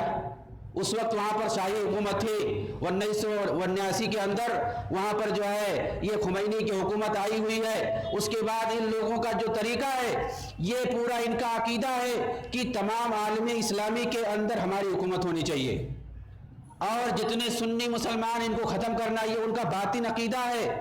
اور لیکن تقیہ کے ذریعے سے، یعنی ان کے یہاں دیکھیے عقیدہ میں کہ جھوٹ بول سکتے ہیں، کسی مذہب اور دھرم میں یہ نہیں ہے کہ جھوٹ بول سکتے ہیں، لیکن شیعوں کے یہاں یہ عقیدہ جھوٹ ضرورت پر بول سکتے ہیں، اور اسی کو تقیہ وہ کہتے ہیں۔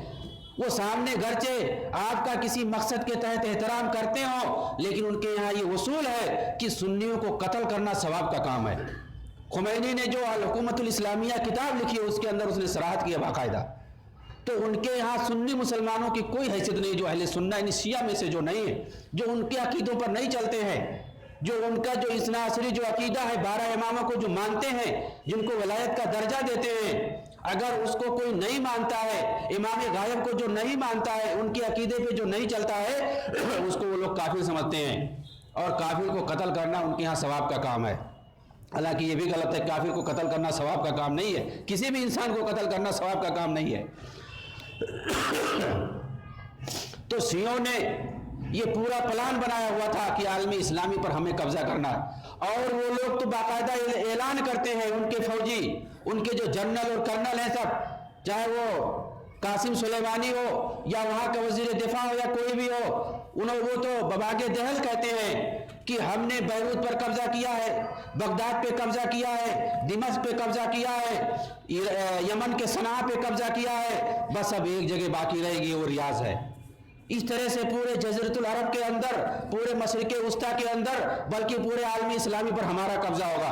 پاکستان اپنے انڈر میں ہے، افغانستان اپنے انڈر میں ہے، بغیر شیعوں کی حرکت کے کوئی جو ہے آواز نہیں بلند کر سکتا ہے، سیاسی پیمانے پر کوئی بڑا موقف نہیں لے سکتا ہے، کوئی بڑا اسٹینڈ نہیں لے سکتا ہے پاکستان۔ سعودی عرب کی قیادت میں جو اسلامی فوج بنائی گئی جس کے اندر 38 ممالک 39 ممالک شامل ہیں، اس میں جو ہے پاکستان کو شامل ہونے کے لیے بہت زیادہ روکا ایران نے، کئی بار میٹنگیں کی، اس میں نہیں ہو سکتی اس لیے کہ ایران کو اس میں نہیں رکھا گیا، ایران کو اس میں نہیں رکھا گیا، پاکستان کو بھی روک رہا تھا۔ یمن میں جو فوجیں بلائی گئیں، پاکستان کو باقاعدہ خصوصی طور پر دعوت دی گئی تھی کہ یمن میں جو ہے اگر یہاں کے سنی مسلمانوں کو نہیں بچایا گیا شیعوں سے، جو حوثی باغی جنہوں نے قبضہ دھیرے دھیرے پورے یمن پر کر لیا تھا ایران کے تعاون سے، اور ان کے جو ملیشیا حزب اللہ اور دوسرے جو خوخوار جنگی فوجی ہیں ان کے تعاون سے حوثیوں نے جو وہاں کے مسلمانوں پر قبضہ کر لیا تھا، ان کی مسجدوں کو برباد کر رہے تھے۔ یہ ملک سلمان نے 2015 میں مارچ کے اندر جو فیصلہ لیا، آٹو اور جلدی سے فیصلہ لیا، اور تمام مسلمان جو ممالک تھے، عرب ممالک تھے، ان کی میٹنگ کر کے آنن فانن اور بغیر کسی کو خبر دیے ہوئے دنیا کے اندر یہ کہ مضبوط محاذ بنا کر کے اور حملہ کر دیا، اور اس طرح سے حوثیوں کو دھیرے دھیرے ختم کر دیا۔ آج وہ صنعاء کے اندر سمٹ کے رہ گئے ہیں، 90% سے زیادہ علاقہ جو یمن کا ہے وہ سنی مسلمانوں کے قبضے میں آ گیا ہے، اور وہ دن دور نہیں ہے جب صنعاء کو بھی ان حوثیوں کے ناپاک قدم سے پاک کر دیا جائے گا، اور یہ دعائیں کرنی چاہیے، اس لیے کہ ان کا جو سب سے خبیث مقصد ہے وہ یمن کے راستے سے وہ خانہ کعبہ پر حملہ کرنا چاہتے ہیں، قبضہ کرنا چاہتے ہیں، اور اگر حرمین پہ قبضہ ہو گیا شیعوں کا تو آپ سمجھ سکتے ہیں وہاں کیا ہوگا، کیا وہاں توحید کا جھنڈا بلند ہوگا، وہاں پر کیا نہیں فساد اور شر یہ لوگ کریں گے، وہاں پر کوئی سنی مسلمان جا سکے گا، وہاں پہ جو ہے ارکان حج ادا کریں گے، جو ارکان حج ہوتے ہیں ان کے لیے دوسرے مقدس مقامات ہیں، ان کی یہاں نجف اشرف ہے، ان کے یہاں کربلا ہے، ان کے یہاں قم ہے، ان کے یہاں مشہد ہے، اور نہ جانے کون کون سے ان کے یہاں مقامات ہیں جن کو مقدس مانتے ہیں، جہاں پر وہ حج کرتے ہیں۔ ان کا جو مجوسی بادشاہ کورس تھا اس کا جو ہے بہت بڑا انہوں نے قبہ بنا رکھا ہے، وہاں پر اس کا وہ لوگ طواف کرتے ہیں، ان کے پاس بہت سارے ہیں۔ یہ 2015 میں جب انہیں روکا گیا حج کرنے سے، بہت سارے ان کے لوگوں نے کہا، ان کے مذہبی لوگوں نے کہا کہ وہاں مکہ جانے کی ہمیں کوئی ضرورت نہیں ہے، ہمارے پاس بہت سارے مقامات مقدسہ ہیں، نجف اشرف ہے، کربلا ہے، مشہد ہے، قم ہے، ہم کہیں بھی حج کریں گے، وہاں ہمیں حج کرنے جانے کی ضرورت نہیں ہے، ہم دوسرے مقصد سے حج کرنے کے لیے وہاں جاتے تھے، ہمارا وہ مقصد نہیں ہے جس مقصد سے سنی وہاں حج کرنے کے لیے جاتے ہیں۔ تو اگر ان کا وہاں پر حرمین پہ قبضہ ہوگا تو کیا وہ ہم سنی مسلمانوں کو، اہل سنت والجماعت کے مسلمانوں کو وہاں پر رہنے دیں گے؟ وہ لوگ کیا کریں گے جو خمینی کہہ کر کے گیا ہے کہ ابو بکر اور عمر کی قبروں کو ہم اکھاڑیں گے؟ یقیناً وہ ایسا کریں گے، اور یقیناً وہ ہر جگہ اپنے مزارات بنائیں گے۔ آج یہ سمجھ لیجئے کہ اہل توحید جو سعودی حکومت جو اہل توحید ہے، توحید پرست ہے، اگر بفرض محال مان لیا جائے، جو بہت سارے لوگ مخالفت کرتے ہیں، بہت سارے لوگ کسی طرح سے ایران اور ترکی کا ساتھ دیتے ہیں اور دوسرے لوگوں کا ساتھ دیتے ہیں جو کہ سعودیہ مخالف ہیں، اگر ایک بفرض محال اگر مان لیا جائے کہ سعودی کی حکومت وہاں نہ ہو، جو خالص اہل توحید ہے، توحید جو پرست ہیں، وہاں پر کس کا قبضہ ہوگا؟ یا تو شیعوں کا قبضہ ہوگا یا پھر بدعتیوں کا قبضہ ہوگا، قبر پرستوں کا قبضہ ہوگا جس کی قیادت ترکی کرے گا، جہاں پر تصوف بھرا ہوا ہے، ان کی یہاں تصوف صوفیت سے زیادہ اور کوئی چیز نہیں ہے، جتنے مزارات اور قبریں اور خانقاہیں اور وہ برابر احتجاج کر رہے ہیں۔ بلکہ آخری خبر یہ ہے کہ وہاں کے بڑے بڑے سرکاری جگہوں پر، ٹیلی ویژن پر اور دوسرے جو ہے سرکاری جگہوں پہ قبضہ کر رہے ہیں، وہ پھیلے گا، تباہی آئے گی۔ جو ظالم قوم ہوتی ہے وہ زیادہ دن تک نہیں ٹکتی ہے۔ انہوں نے عراق کے اندر جو ظلم ڈھایا ہے اس کی آپ 2003 سے پڑھ لیں، وہ آپ کانپ جائیں گے، روح کانپ جائے گی۔ سیریا کے اندر جو انہوں نے بشار حکومت کے ساتھ مل کر کے جو انہوں نے وہاں کے اہل سنت مسلمانوں پہ ظلم ڈھایا ہے، وہ آپ پڑھ لیں گے تو آپ کی روح کانپ جائے گی۔ کیا ان سے توقع ہو سکتی ہے کہ وہ مسجد اقصی کو بچا لے جائیں گے؟ کبھی نہیں وہ لوگ بچا سکتے ہیں۔ ان کا اپنا خاص مقصد ہے۔ حماس جو وہاں کی تنظیم مکمل شیعہ ہو چکی ہے، اسی کا وہ تعاون کرتے ہیں، حزب اللہ کا تعاون کرتے ہیں جو مکمل طور پہ شیعہ رافضی ہے، جو مسلمانوں کے سخت دشمن ہے۔ انہی لوگوں کے یعنی تنظیمی پیمانے پر وہ اپنے وہاں مقام اور مرتبے کو دبدبہ بنانے کے لیے، تاکہ وہاں پر کوئی سنی مسلمان نہ جا سکے، ان کی کوئی تنظیم نہ بننے پائے، اور جو وہاں پر اصل جو محمود عباس جس کی حکومت ہے اس کو طرح طرح سے الزام لگاتے ہیں۔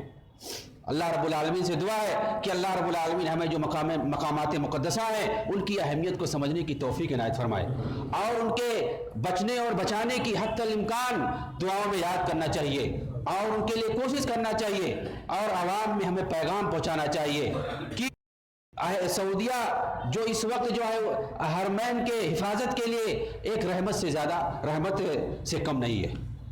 اللہ رب العالمین جو اس وقت حکومت ہے وہاں خالص سنی اور اہل توحید اور توحید پرست ہیں، ان کی حکومت کو وہاں پر باقی رکھے، اور اسی طرح سے مسجد اقصیٰ کو یہودیوں کے پنجے سے نجات دلائے۔ سعودی بہت سارے کاموں میں مسجد اقصیٰ کے لیے جتنی قربانی 1948 سے پہلے سے ملک عبدالعزیز ہی کے دور سے جو قربانی سعودی نے دی ہے، چاہے جنگی پیمانے پہ، مالی پیمانے پہ، اجتماعی پیمانے پہ، اور جو کام وہاں پر کر دیا ہے کسی ملک نے نہیں کیا ہے۔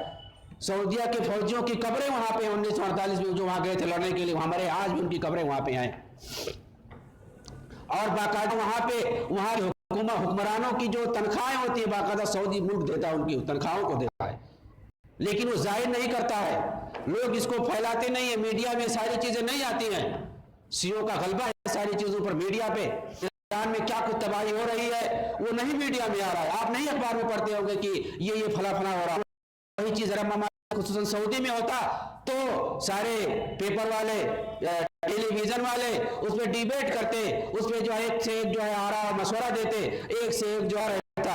لیکن ایران میں کیا کیا ہو رہا ہے، 70 شہروں میں وہاں پہ جو ہے تباہی مچی، سب پر جو ہے اخوانی اور یہی شیعہ رافضی سب غالب ہیں، سب کا قبضہ ہے۔ میں کئی لوگوں کے کہ بھئی یہ خبریں کیوں نہیں آ رہی ہیں، جو ہمارے اہل حدیث جو ہے ساتھی کچھ لوگ ہیں ادھر ادھر کام کر رہے ہیں، کہہ رہے ہیں کہ بھئی آپ ایسی باتیں کرتے ہو، وہ کیسے ہم لا سکتے ہیں، فوراً ہمیں نوکری سے نکلنا پڑے گا۔ ایران کی خبر وہ اگر کہیں ہم ڈال دیں گے تو نوکری سے نکلنا پڑے گا۔ سعودیہ کا ہوتا تو اس میں جو ہے چٹنی اور چٹکھارا لگا کے بتاتے، کوئی نہیں نکالتا نوکری سے۔ اللہ رب العالمین سے دعا ہے، اور یہ جان لیجئے کہ توحید پرست جو ہے وہ ہمیشہ ان کا ہے، وہ صبر کریں، اور کامیابی انہیں کو دے گا۔ طائف منصورہ جو اللہ رب العالمین نے بتا دیا ہے کہ وہ کامیاب ہو کر کے رہے گا، قیامت تک باقی رہے گا، ان کو کوئی کچھ بگاڑ نہیں سکتا ہے۔ اللہ رب العالمین سے دعا ہے کہ اللہ تعالیٰ ہم لوگوں کو نیک بنائے، دنیا میں عزت دے، مرنے کی جنت دے۔